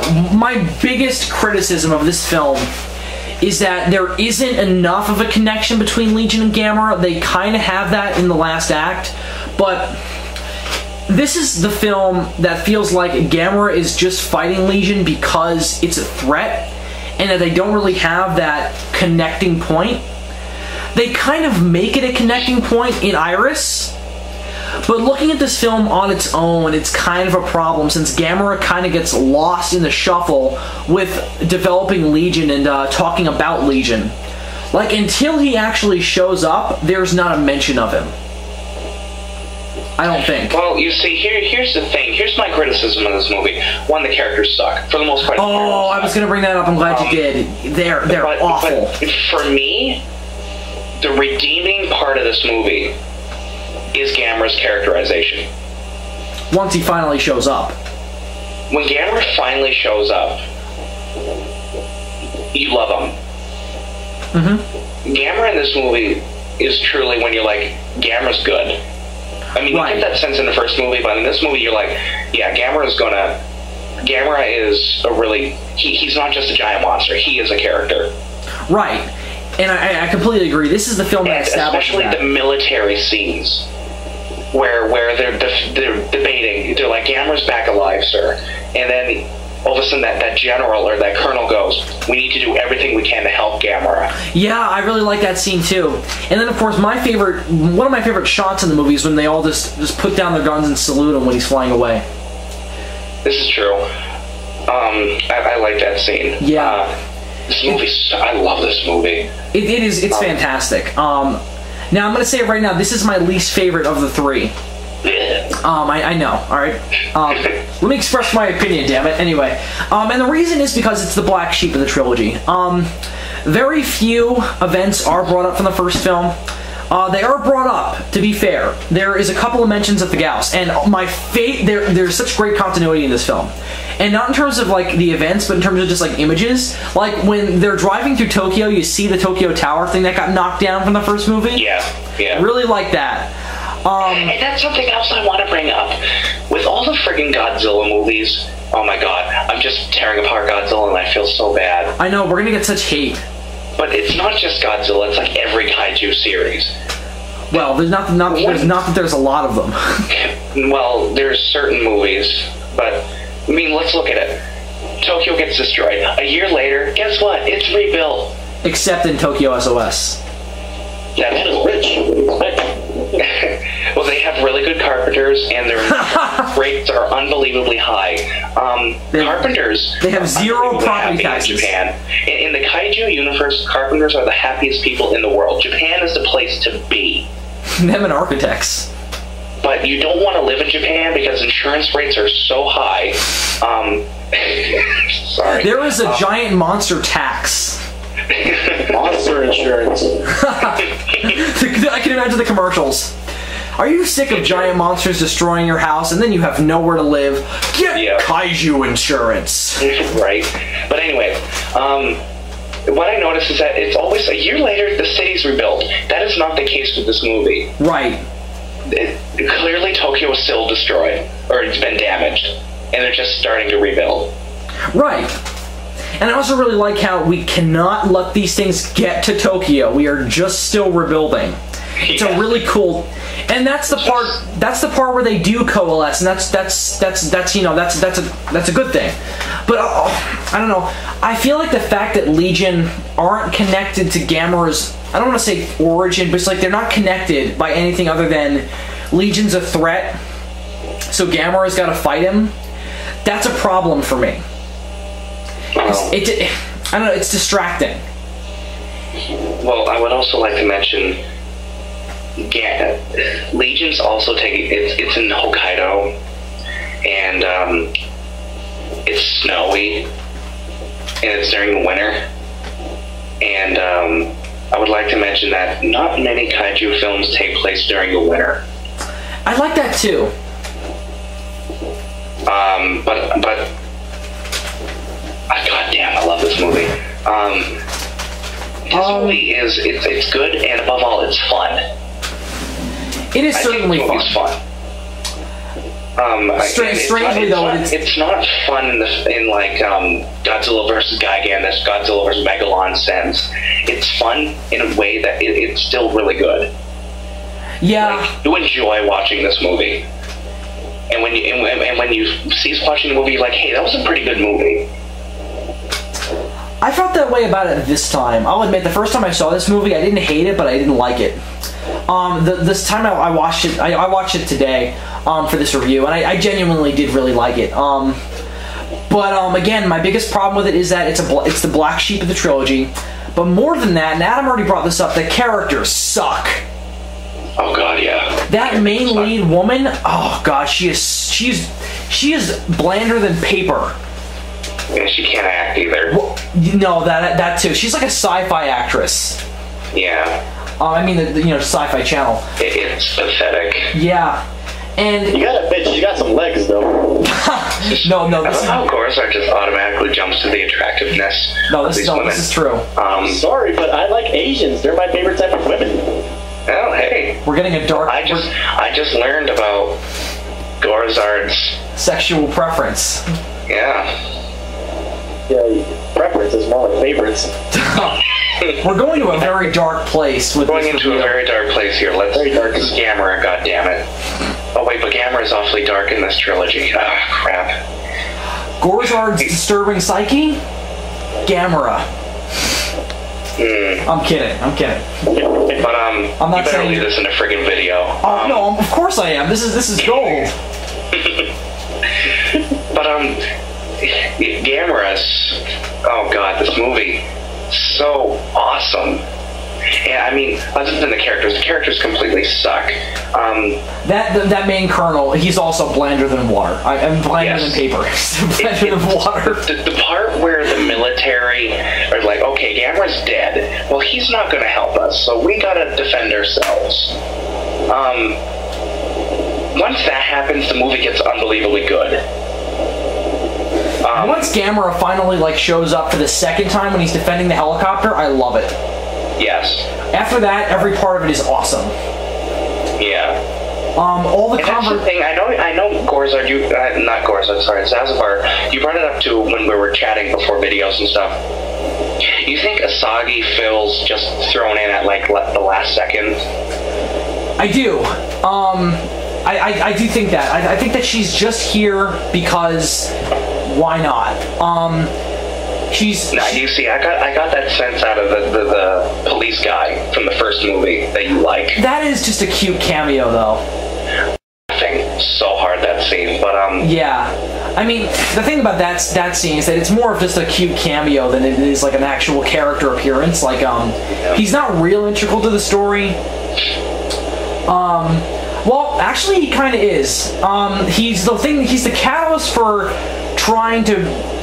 Thinking about making Gamera, thinking about how Gamera can fight the Legion. And that's kind of cool, but it is just more of a silly cameo, but Asagi could have almost been a cameo. She really doesn't have that many lines. She doesn't really have anything to say that's all that interesting. And my biggest problem with it is that we don't spend enough time with her, so whenever she's talking about connecting to Gamera, she sounds kind of nuts to me. I know she isn't, but it comes off that way if you hadn't seen the first movie. Yeah, if you haven't seen the first movie, she's freaking nuts. She sounds like she is.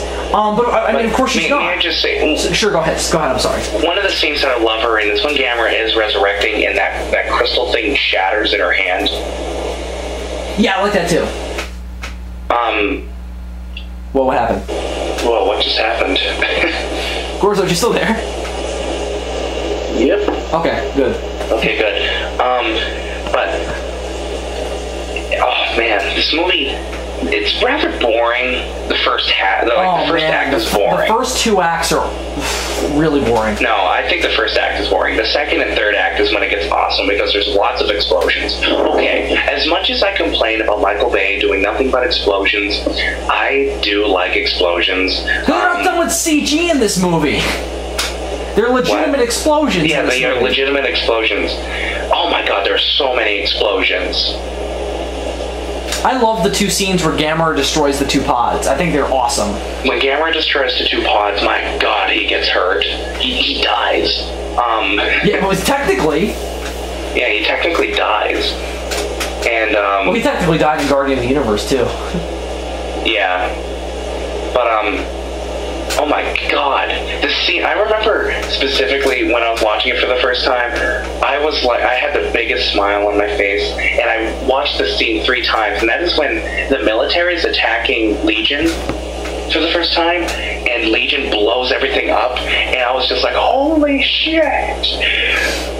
Michael Bay just pissed his pants! No, he probably did. These explosions are good because you can see them, but there's so many. Yeah, no, there so is pretty. a lot. The action in this movie is phenomenal. Yes. Legion's final fight with Gamera is awesome. Oh, and it's suspenseful too. Yeah. That's what I like about it. It's very. And again, it very in a good way, it balances the human characters with the monster characters, in that both of what they're doing impacts each other. Yes. It's very good cohesion. Yes, and I would agree with that. I love this movie. So GORIZARD, what do you have to say about our good old friend Advent of Legion? I don't want to say I love it more than Guardian of the Universe. I love both films equally, but like I prefer this one over Guardian of the Universe if I have to choose. But I love both films on the same level. They're both great films. They both strike a dark tone than the Showa films, and I don't know, this one's more darker, and I love it. I love the whole darker aspect of it. Oh, there's no denying that it's darker. No, it certainly is darker. So I really love the music in this Gamera film. It's really one of what's it, Kawatani? It's one of Kawatani, yeah. Yeah, Kawatani, yeah. What else? Yeah, I think it's his. I don't know if it's his best score. I do prefer the one he does in Iris, but I'll get to that. Oh no, I love the soundtrack. The thing I like about this soundtrack is that you can come into it from if you don't speak Japanese, which I don't, and you don't have the subtitles on, and you just watch the scenes with the most music, you automatically know what's going on. Because it characterizes the scene for you. It's like what any good animated movie does. The music also tells a story. Which I also want to say, the military theme on this movie, if you listen to it and then listen to the military theme from GMK, identical. Yes, they are. You're right. Wait, really? They're very similar. And then okay, the one in Legion goes do do do do do do, and then the one in GMK goes do do do do do do do do. Right. And they even have like the same sort of drum beat in there. Yeah. Yes, and it's pretty much identical. Which I also noticed that in Aliens, and the score for Aliens and Star Trek II: The Wrath of Khan. They are very similar. Yeah. Because they're made by James Horner. But right. Okay, sorry. Okay. Back to Gamera. Back to Gamera. Wait, what's Gamera? What's a Gamera? Oh boy, our in jokes. Yes. Anyway. The Design of Legion is very, very original. Hell yeah. It is. It's one of the few kaiju that doesn't have legs. Or he does have legs, or she does have legs, but you can't really see them. Oh my god. I can't describe this monster at all. Like, I try to write it in words how this monster looks. It spikes on top of a hummingbird. It's so confusing looking. Yeah. It's so cool. It is very cool. And I don't know, I really like the Queen Legion look. I love the head. Love the head. I love the big spear thingy. I love the eyes. I love the mandibles. Now, you see, here's the thing. That monster looks terrifying. I mean, Gyaos looks terrifying, but Legion looks terrifying. And here's the funny thing. I don't think Iris looks that scary. Iris looks frightening to me. Iris looks very much like a creature bent out on revenge. Yeah. Whereas this looks like... Yeah. Yeah. Oh my god, this monster is awesome. I also really like how the mandible things on the sides of it move. I think that's really cool. Yeah. Yeah. They put a lot of effort into it. It took like, I think, 3 or 4 guys to be inside that suit. I thought it was just one guy. I thought it was a bunch of puppeteers, though. No, it was 3 or 4 guys. Because I know on the special features on Iris show them getting into the suit, and there was at least 3 of them getting in that suit. Maybe I'm remembering, because I saw that too. Maybe I'm remembering it wrong. It's been it's admittedly been a while since I've watched that special effects thing. Love that. But yeah, I really don't have much else to say about this film. I like it a lot, but the characters kill it for me, or they kill most of it for me, and I think that it's so different from the other 2 films that it's very hard for me to watch them all in a row, and for that reason, for me to watch them in a row and then say I like this movie a lot, because it's so different, and Gamera isn't integral enough to the main antagonist. So that's my big criticism of it. So I would also like to mention that this movie clearly has governmental support. Yes, it's very clear that they're supporting the military. They characterize unlike any other kaiju movie, they characterize the military as people with common sense. Well, which is what I do in my Godzilla movies. I glorify the military in my Godzilla movies, but here's the one thing I really like about this. When they find out that if they blow up that pod that it's going to destroy a lot of buildings, they don't go ahead and do it anyway. Like what would typically happen. They stop and say, we probably shouldn't do this. Yeah, and no, I'm not meaning like it has governmental support. I mean, they clearly have governmental support because they're using tons of equipment. Right. Authentic equipment. And it all looks great. We have that in Guardian of the Universe, but I mean, in this movie they have scenes where like at least 50 tanks are going by the screen. And they all look great. Yes. Alright, well, we've also talked about this film for a while, so you guys have anything else you want to add? I'm looking at an unused concept art for Legion, and it looks very different from what Legion looks like in the final film. No doubt. Huge. Yeah. It looks alien. It looks very organic. Well, to be honest, I like it that it doesn't look organic. It looks more metallic on my version. I would consider that kind of a criticism, though. That it doesn't look organic? A little bit. See, I like that because that makes it look more alien, because not all aliens will look like us. That's true.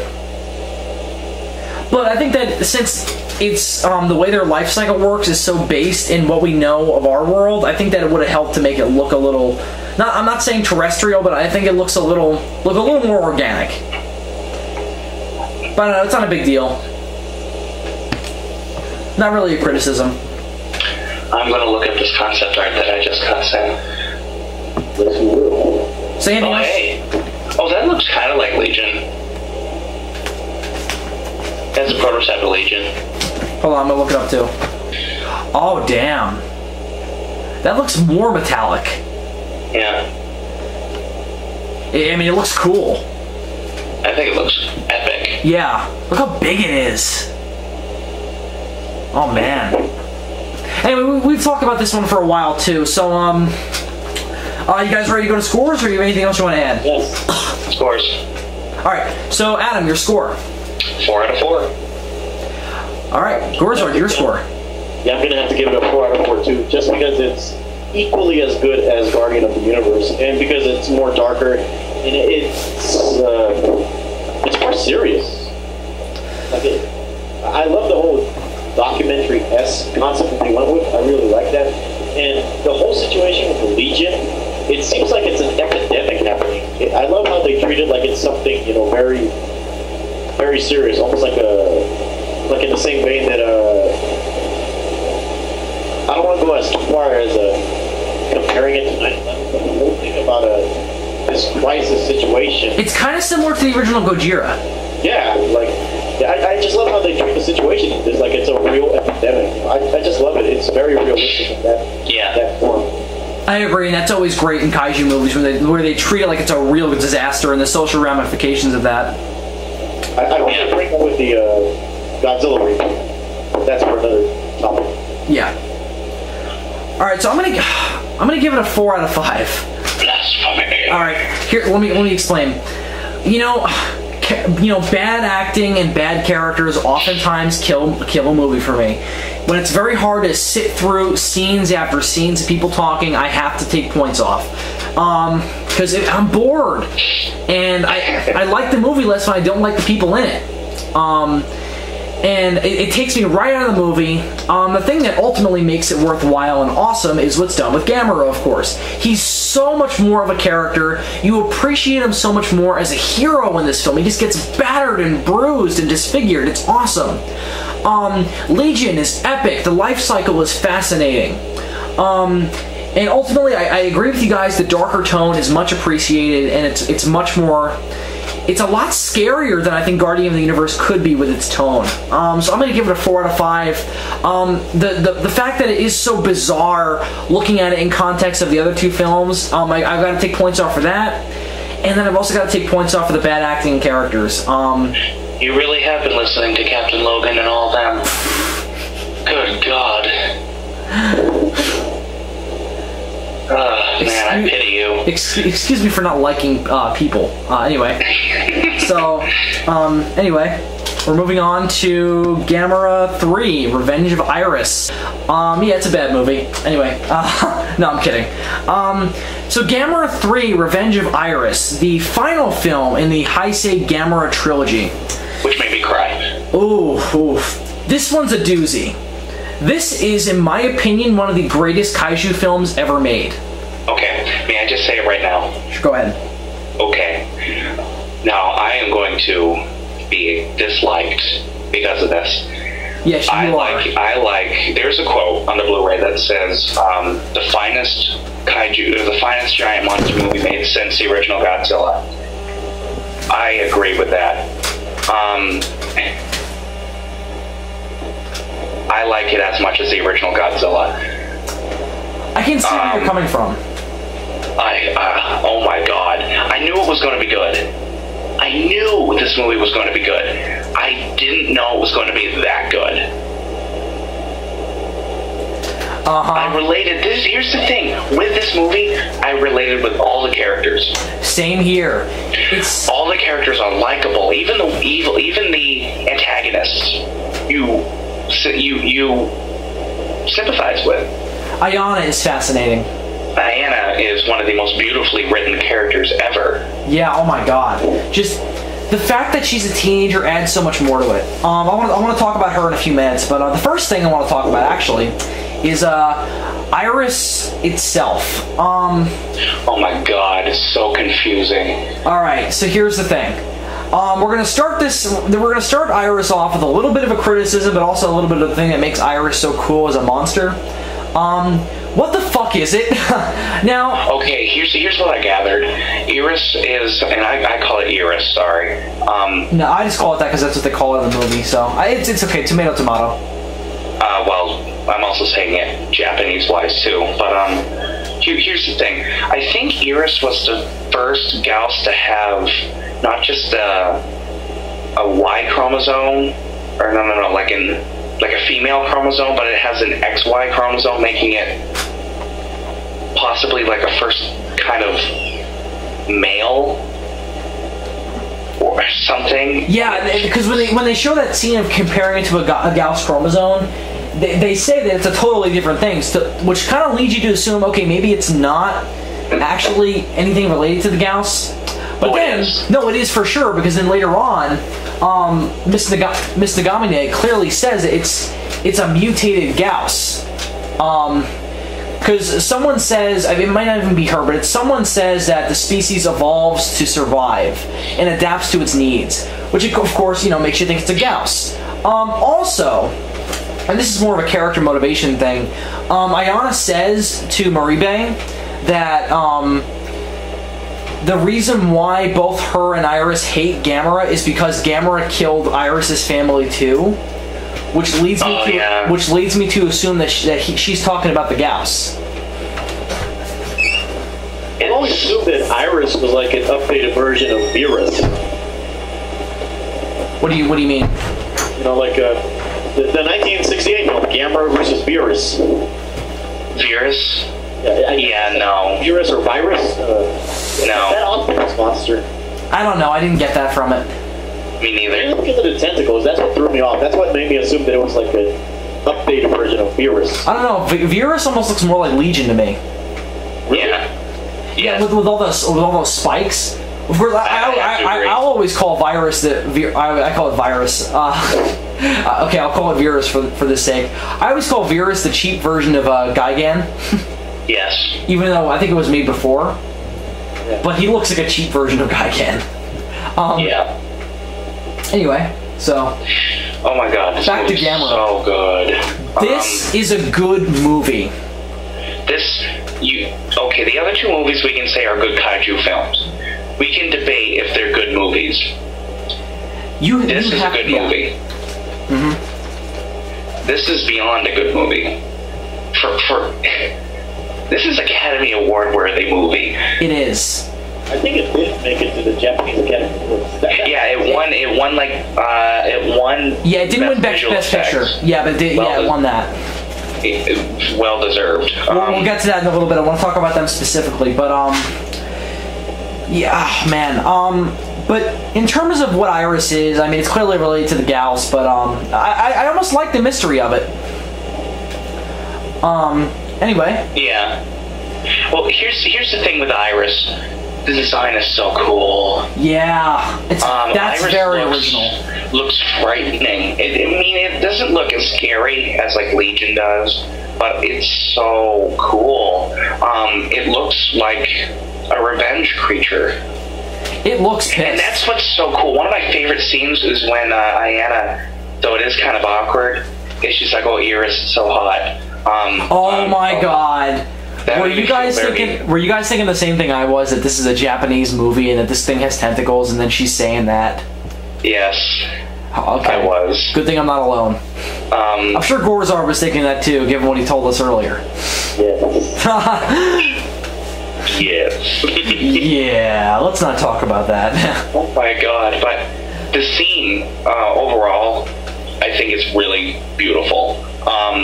It's beautifully shot, but it's still awkward. Has that one line, but yeah. So here's the thing: Ayana is such a tragic character. Right. I mean, she's lost her basically her entire family, or her true family, you know, and all the kids at her school pick on her because she's different because of that traumatic experience. Mm-hmm. And in a way, you kind of root for her. She's got a point, and that's what makes her a good antagonist, or she's kind of the protagonist. She truly is. She embodies what's wrong with Gamera. Right. Sort of like how in several Batman episodes, or Batman movies even, they say what's wrong with Batman. Trial. Yes. This film is fascinating with its argument of, should we kill, is Gamera doing the right thing? And of course, well, it's not my favorite scene, but one of my favorite scenes in the movie is where Gamera is fighting Gyaos in Shibuya. Because Gamera causes all that destruction on his own. And there's a shot where Gyaos is flying over a street shooting the fireballs at it, and you can clearly see that those fireballs are throwing people all over the place and killing them. It causes a fascinating ethical debate. Should we attack Gamera, who is killing people, true, with good intentions, though doing it in a bad way, kind of, or should we attack Gyaos, who is distinctively going after people? Well, you see, here's the thing that I also like to bring up, is that the military, again, great continuity, the military is like, we helped Gamera when attacking Legion, but look what he's doing. Right. And then one of my favorite lines is, we can't keep taking up for Gamera's mistakes. Yes, and you know, here's the thing, to be honest, I would have sided with the military.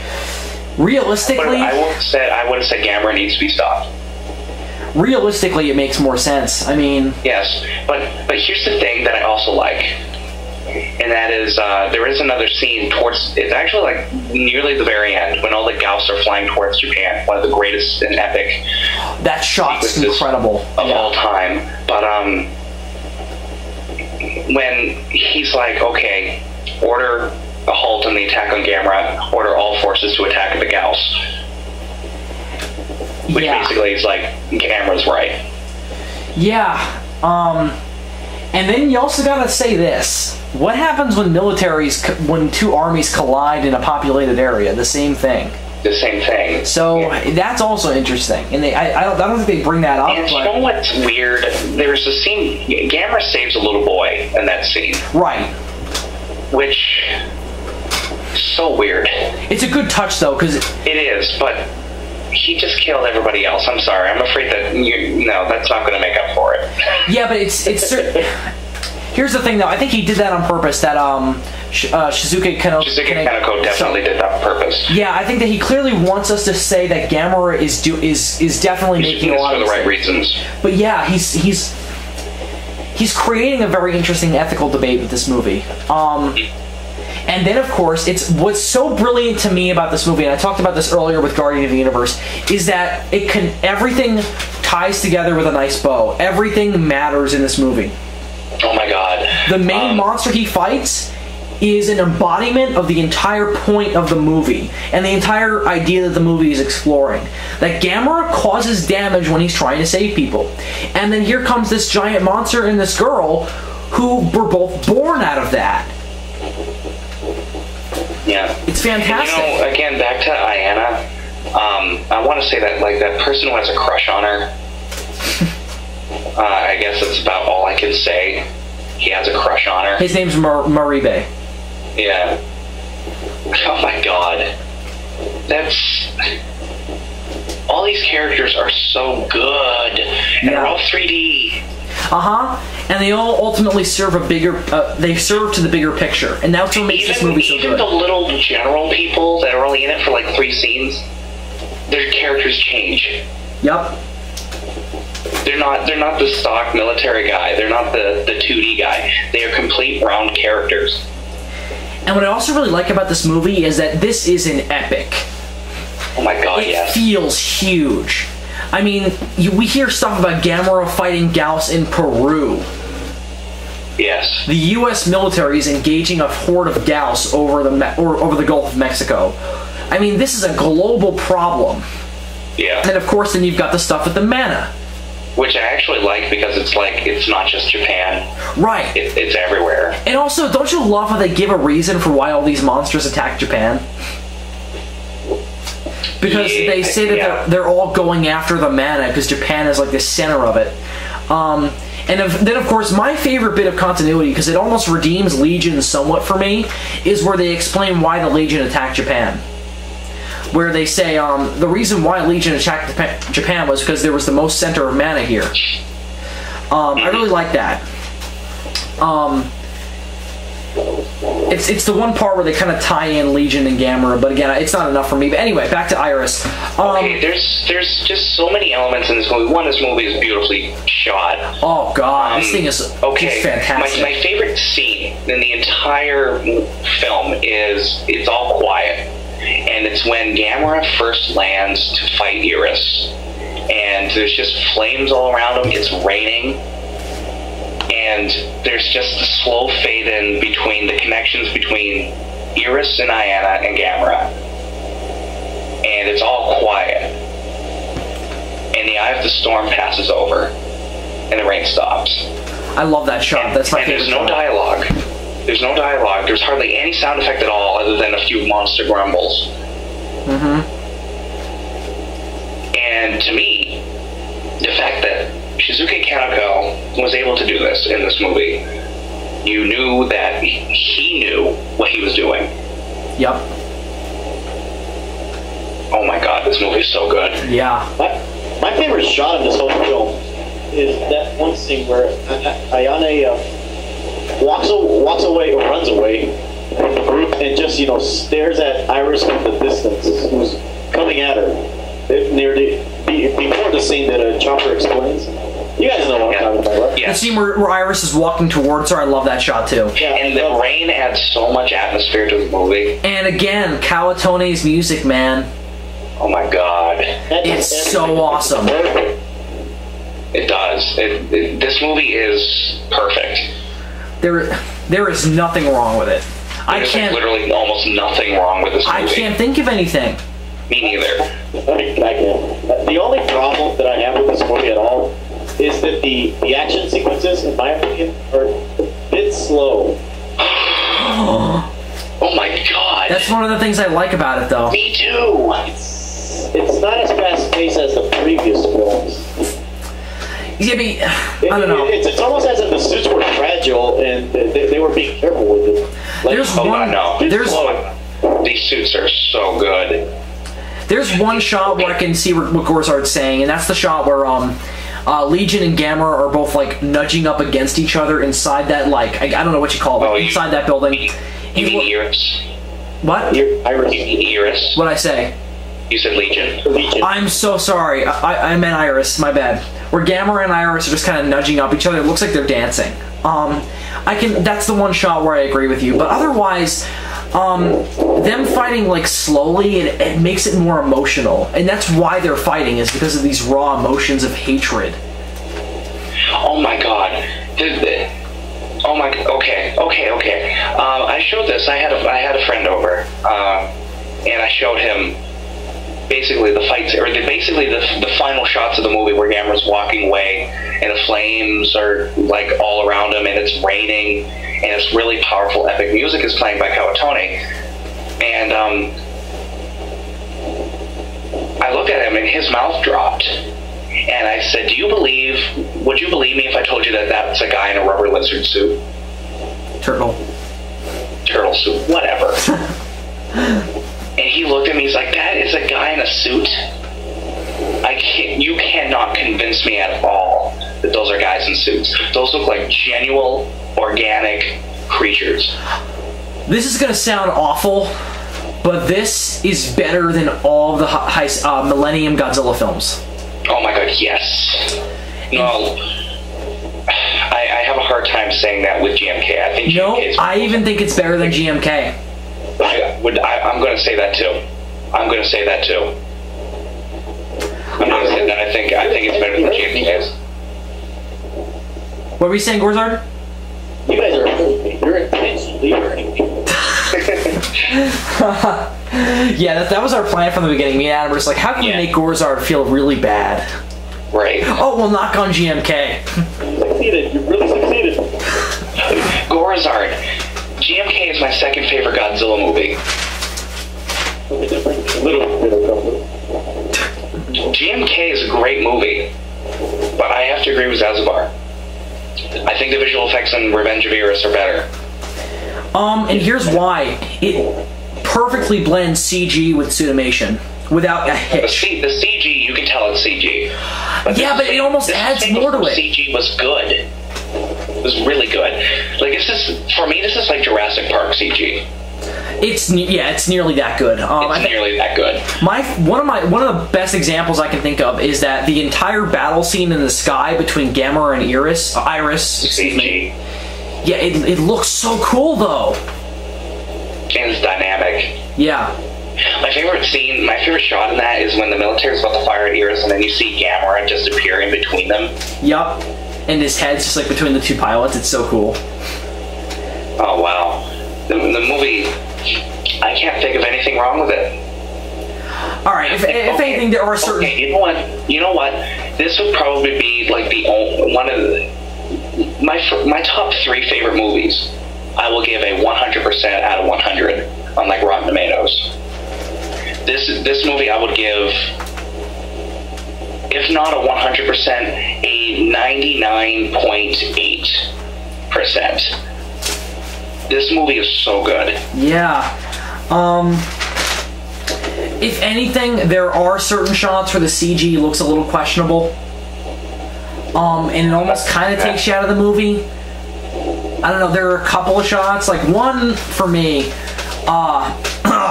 excuse me, is the shot where, Ayana is first being absorbed by Iris in the woods, and the live action elements and the CG elements don't mix well for me. It looks like a live action person being drawn into a computer. I don't know. It takes me out of the movie. Yeah, I do agree. I find that scene in particular questionable. Now I'm being nasty again. Yeah, no, we're gonna bring this up now. It's freaking hentai. In the English dub, Ayane says, "I'm hot." Yeah, yep. Buttoning her collar, and then she opens it, and I'm like, oh god. And then the tentacles draw her in. Now I'm thinking, is this live action hentai? Oh god. Did you have the whole tentacles involved in all that crap? The tentacles is the thing that made me say, oh my god, this is fucking live action hentai. Yeah. Yeah. I'd be lying. I'd be lying if I wasn't thinking the same thing. It's It's so funny though. Back to Gamera. Back to Gamera. Oh my god. The friend of all children. The scene where Gamera reaches his hand into Iris, and Iris jabs one of his spike things into Gamera's other hand, and just look at Gamera. He's debating, well, what do I do? Do I save this girl, or do I blow off my own hand? The passion of the Gamera. Or kill her. Or let her die. And he chooses instead to harm himself instead of her. Yeah. He blows off his own friggin' hand. This is the film that explores Gamera's character the most deeply. He becomes a really three-dimensional creature in this, because he sacrifices everything to save these people. And you can clearly see sometimes he doesn't like doing it. Yeah. See where he blows his hand off? He doesn't like doing that. No, I'm pretty sure he doesn't like doing that. No. Well, here's the thing. This has my favorite eyes. I mean, if I was to say an Attack Godzilla, this is how my Gamera would look. Or at least for the battle. Mine would probably end up looking like this too, but yeah. But this Gamera, that scene, his eyes, you can clearly tell what he's thinking. Yeah. I mean, even I would go so far and to compare it to the scene where on Star Wars Episode 6, where Darth Vader is looking back at his son getting zapped by the Emperor, and then looking at the Emperor, deciding which side he's going to choose. That's a great example. I would compare it to that. Yeah. And the good thing about this is that you don't have Gamera yelling, no!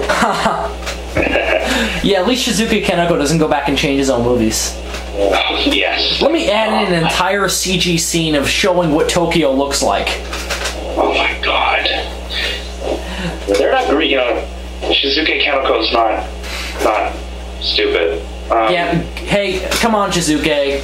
Iris shot first. Yeah. No. Okay, you know what? CG shot of like Gamera like nudging to the side. Yeah. Okay, since we're talking about Shizuke Kaneko, I want to say this. A lot of people say that he is the Christopher Nolan of kaiju. You know what I say? What do you say? I say Christopher Nolan is the Shizuke Kaneko of superheroes. Because Shizuke Kaneko came first. That's I never true. thought about it that way. That's true. Yeah. Chopper's right. He came first. He is right. But here's the thing: you have to say Shizuke Kaneko is the Christopher Nolan because nobody knows who Shizuke Kaneko is. Right, of course, yeah. Except the diehard geeks. Like us. Die-hard geeks. Oh wow, this movie's good. Yeah. The only reason why I would say that Shizuke Kaneko is the Christopher Nolan of Japan or kaiju movies is because he has that ability to take this character and bring it back to its original roots and just bring it up to a modern audiences while at the same time stay true to the source material. And GMK is a definite example of this. Yeah, GMK is a great example of that. GMK is more faithful to the original Godzilla than this is to the original Gamera. And that's why this works, is because that it isn't. It isn't. He brought back the Godzilla that I'm pretty sure Tomoyuki Tanaka, Ishiro Honda, and Akira Ifukube and PG Tsuburaya originally envisioned. Yes, Yeah, not the stupid thing. I'm pretty sure that they would all have been extremely happy with GMK. Yeah, it's a shame they didn't live to see it. Yeah, that's too bad. I mean, even more of a nod, Kawatone did Akira Ifukube's music over the end credits. Oh man, I love that version of the Godzilla theme. Did he? Yeah. Yeah. He does that, and then he does the intro to Invasion of the Astro Monsters. And King Kong vs. Godzilla theme. Right. Oh. For a little bit. But, oh my god. Oh my god. Let's talk about the soundtrack for these movies. Alright, yeah, we've prolonged it long enough. Let's talk about the music. Oh my god. Gamera's theme is up there with Godzilla's theme for me. I love that theme. Da-na-na-na. my favorite track on Gamera Guardian of the Universe is Gyaos Flies Over Tokyo, and that is when they're about to trap them. And oh, I love that too. They have trapped them, and Gamera makes his first, or is walking towards the dome while this is happening, and it winds up ending with with Gamera flying for the first time. Yep. And that is my favorite track on that movie. My favorite track, I've already said on Advent of Legion, is of course the one where Gamera is flying to meet Legion to fight him for the last time, or the one where he uses his fire chest for the first time. And then in Legion, because the entire soundtrack is so good. Well, I'll tell you my favorite in Iris. My favorite in Iris is easily the ending roll where Gamera is walking into the flames. That is freaking epic. Well, I don't know. I like the one too where Gamera is flying down to fight Iris on land. Yeah, that's cool too. Where he comes down from the sky and he's just flying. I remember watching that like 3 times and having my TV up on full bore surround sound. Yeah. I had that today too. My parents yelled at me. Oh yeah. Like, shut up! I was like, it's so worth it. Yeah, it is. But I mean, that is legitimately a moment where I found myself, my jaw dropping without me making note of it. Yeah. There's jaw-droppingly good movie. One thing I also want to bring up, and I touched on this earlier, is that this film is the way to end a trilogy because it ties in elements of both of the first 2 films. It brings it full circle. It does. It really does. Again, I brought up the thing with Legion earlier, but also just the whole Ayana's backstory and Iris' origin is genius. Yes. And one of the coolest ideas is Ayana's version of Gamera, where Gamera destroys her home and kills her parents and her cat. And then you see Gamera's figure come through the smoke, and it's like this demonic, hellish version of Gamera. Which I would like to make something here. Interesting bit of trivia. That is the original Gamera suit, just with a bunch of spikes added to it. Really? Yeah. Or the one from Guardian of the Universe. Yeah, wow. And it will make sense. I mean, that's what.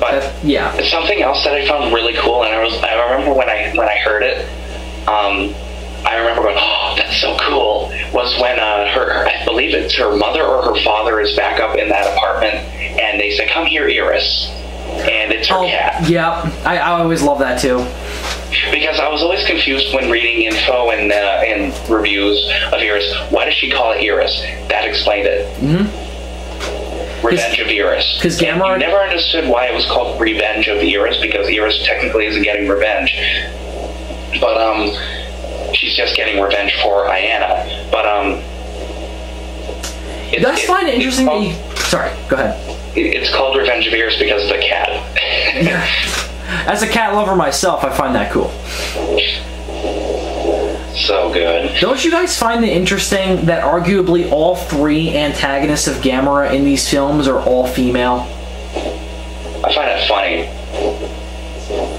Was it done on purpose? I have no idea. I don't know, but it's certainly interesting. I think Legion was the only one that was definitely was female, not out of purpose.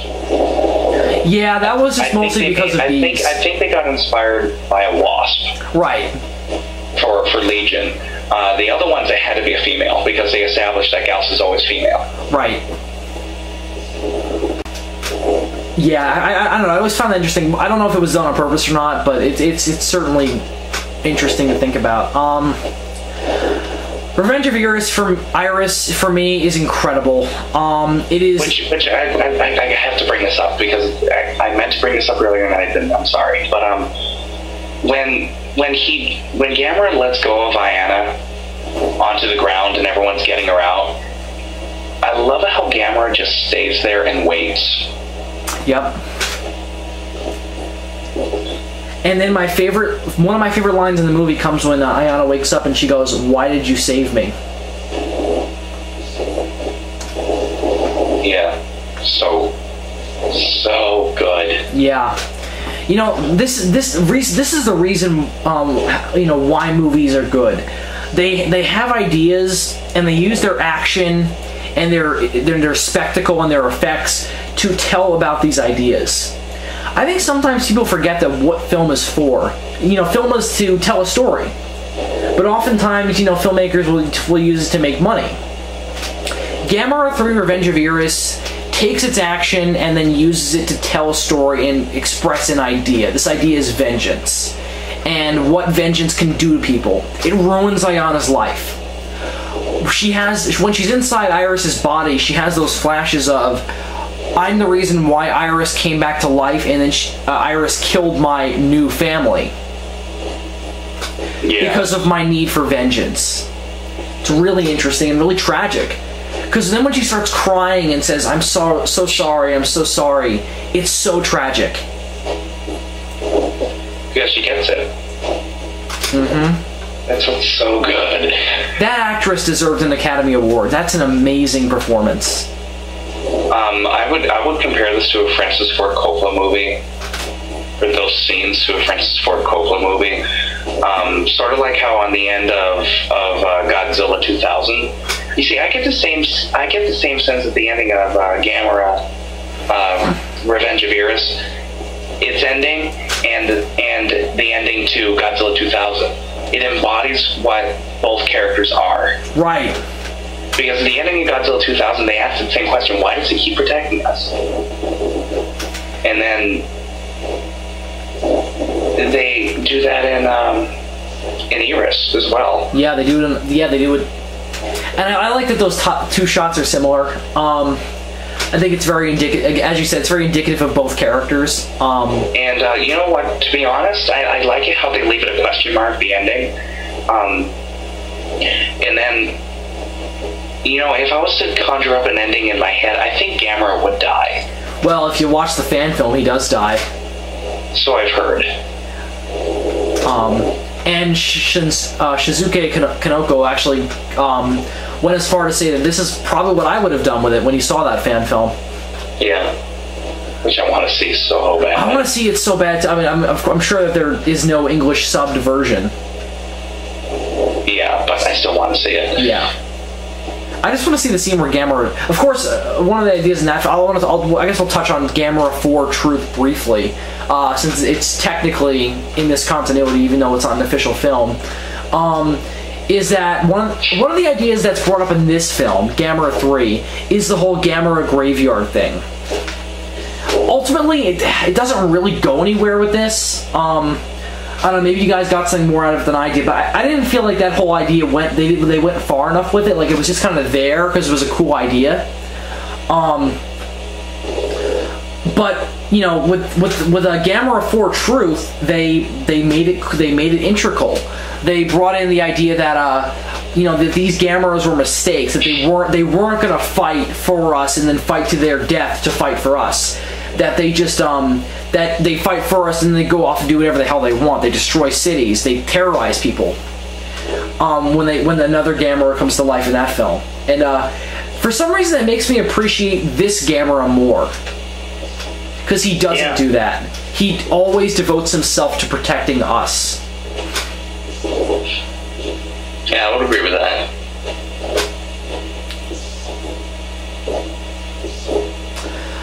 Well, guys, we did it. We reviewed 3 movies on 1 episode of ZGC. Wait. There's 2 things I want to talk about this film. The first, titles and the design. There's like a multiple titles of this movie.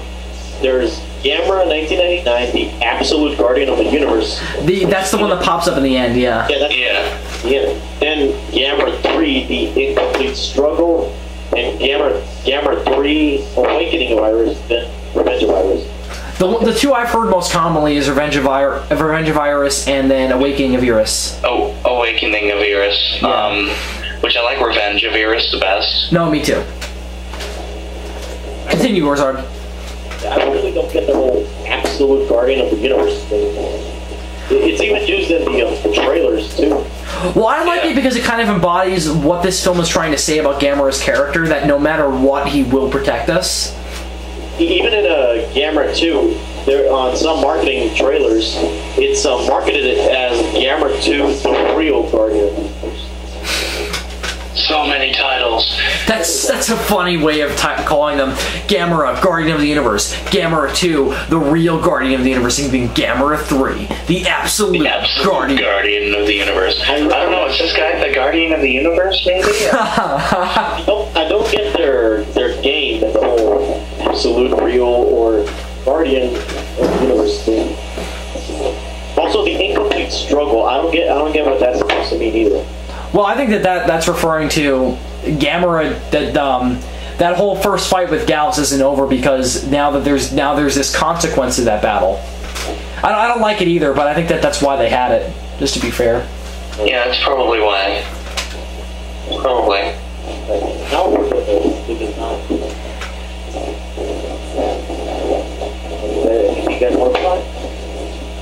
Dude, you're really low. Yeah, I can barely hear you.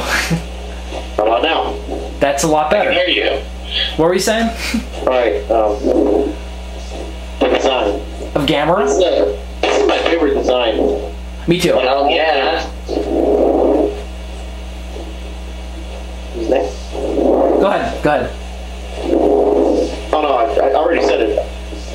No, it's my favorite too. This thing just looks badass. Oh my god, this thing looks so good. Gamera, I mean, it's kind of like, it kind of had the same idea of what Godzilla 2000 had. Let's take the original design and go crazy with it. Like, they have like spikes and they make him look meaner. And I like that about it. And I love the head on this Gamera. I love the head. Well, it looks mean and intimidating, but yet at the same time not evil. Right. And which is very hard to get. Mm-hmm. to get right. I mean, look at several Batman designs. Yeah, they don't always do it right. Brave. Oh my god, this is truly, you can compare Gamera to Batman. I know, it's scary. He's the kaiju Batman, not Godzilla. No, Godzilla's not Batman at all. I know. If anything, Godzilla's the Hulk. A little bit. No. Anyway, that's irrelevant. No. Back to Gamera. Wouldn't it be funny if just someone did like a spoof and was like, "I'm Gamera." This whole Gamera just like holding up Gyaos and he's just like, "I'm the goddamn Gamera."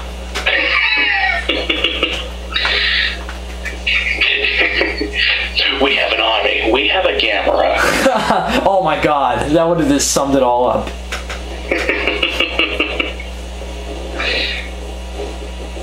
I have an army. We have a Hulk. Well, I have a Gamera. Damn it!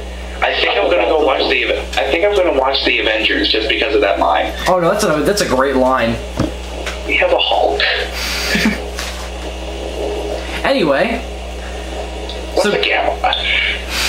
Well, oh my god, wouldn't that be funny if they did like an American reboot of Gamera and that was the question on the cover? Gamera.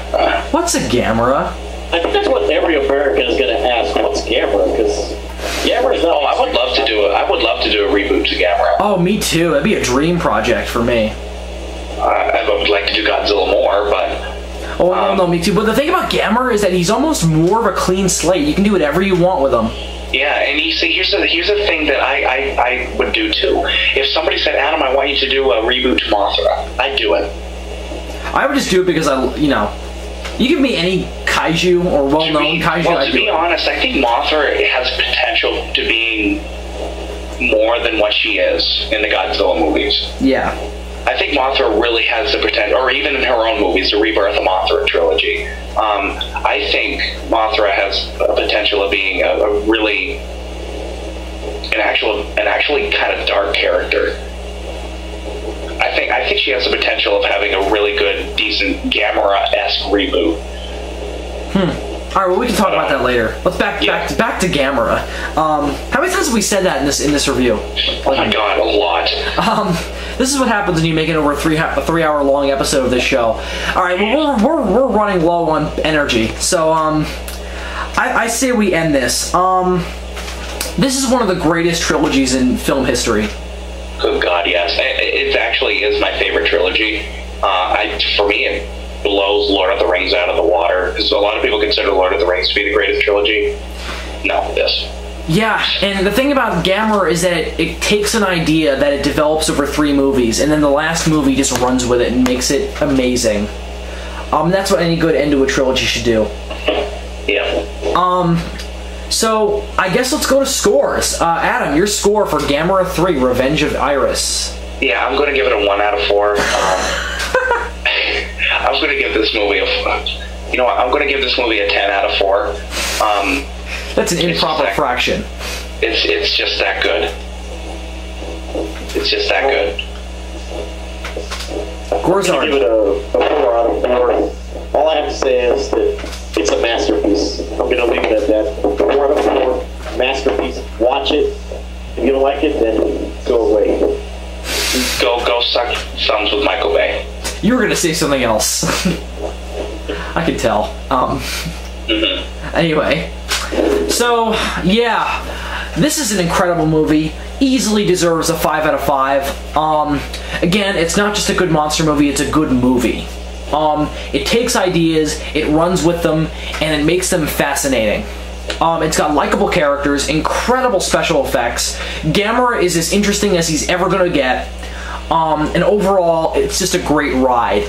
5 out of 5, perfect movie, there's nothing wrong with it, except some questionable CG, but even that's overlooked. That can easily be overlooked. And hentai. Yeah. Let's pretend that never happened.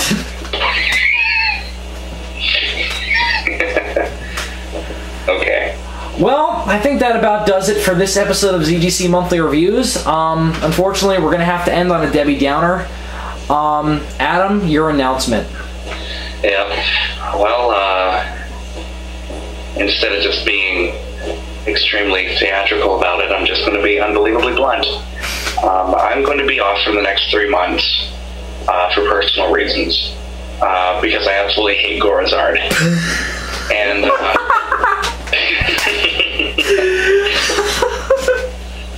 oh my god. Alright.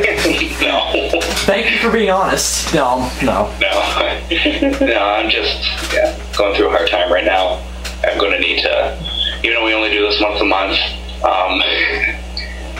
I need time to recuperate.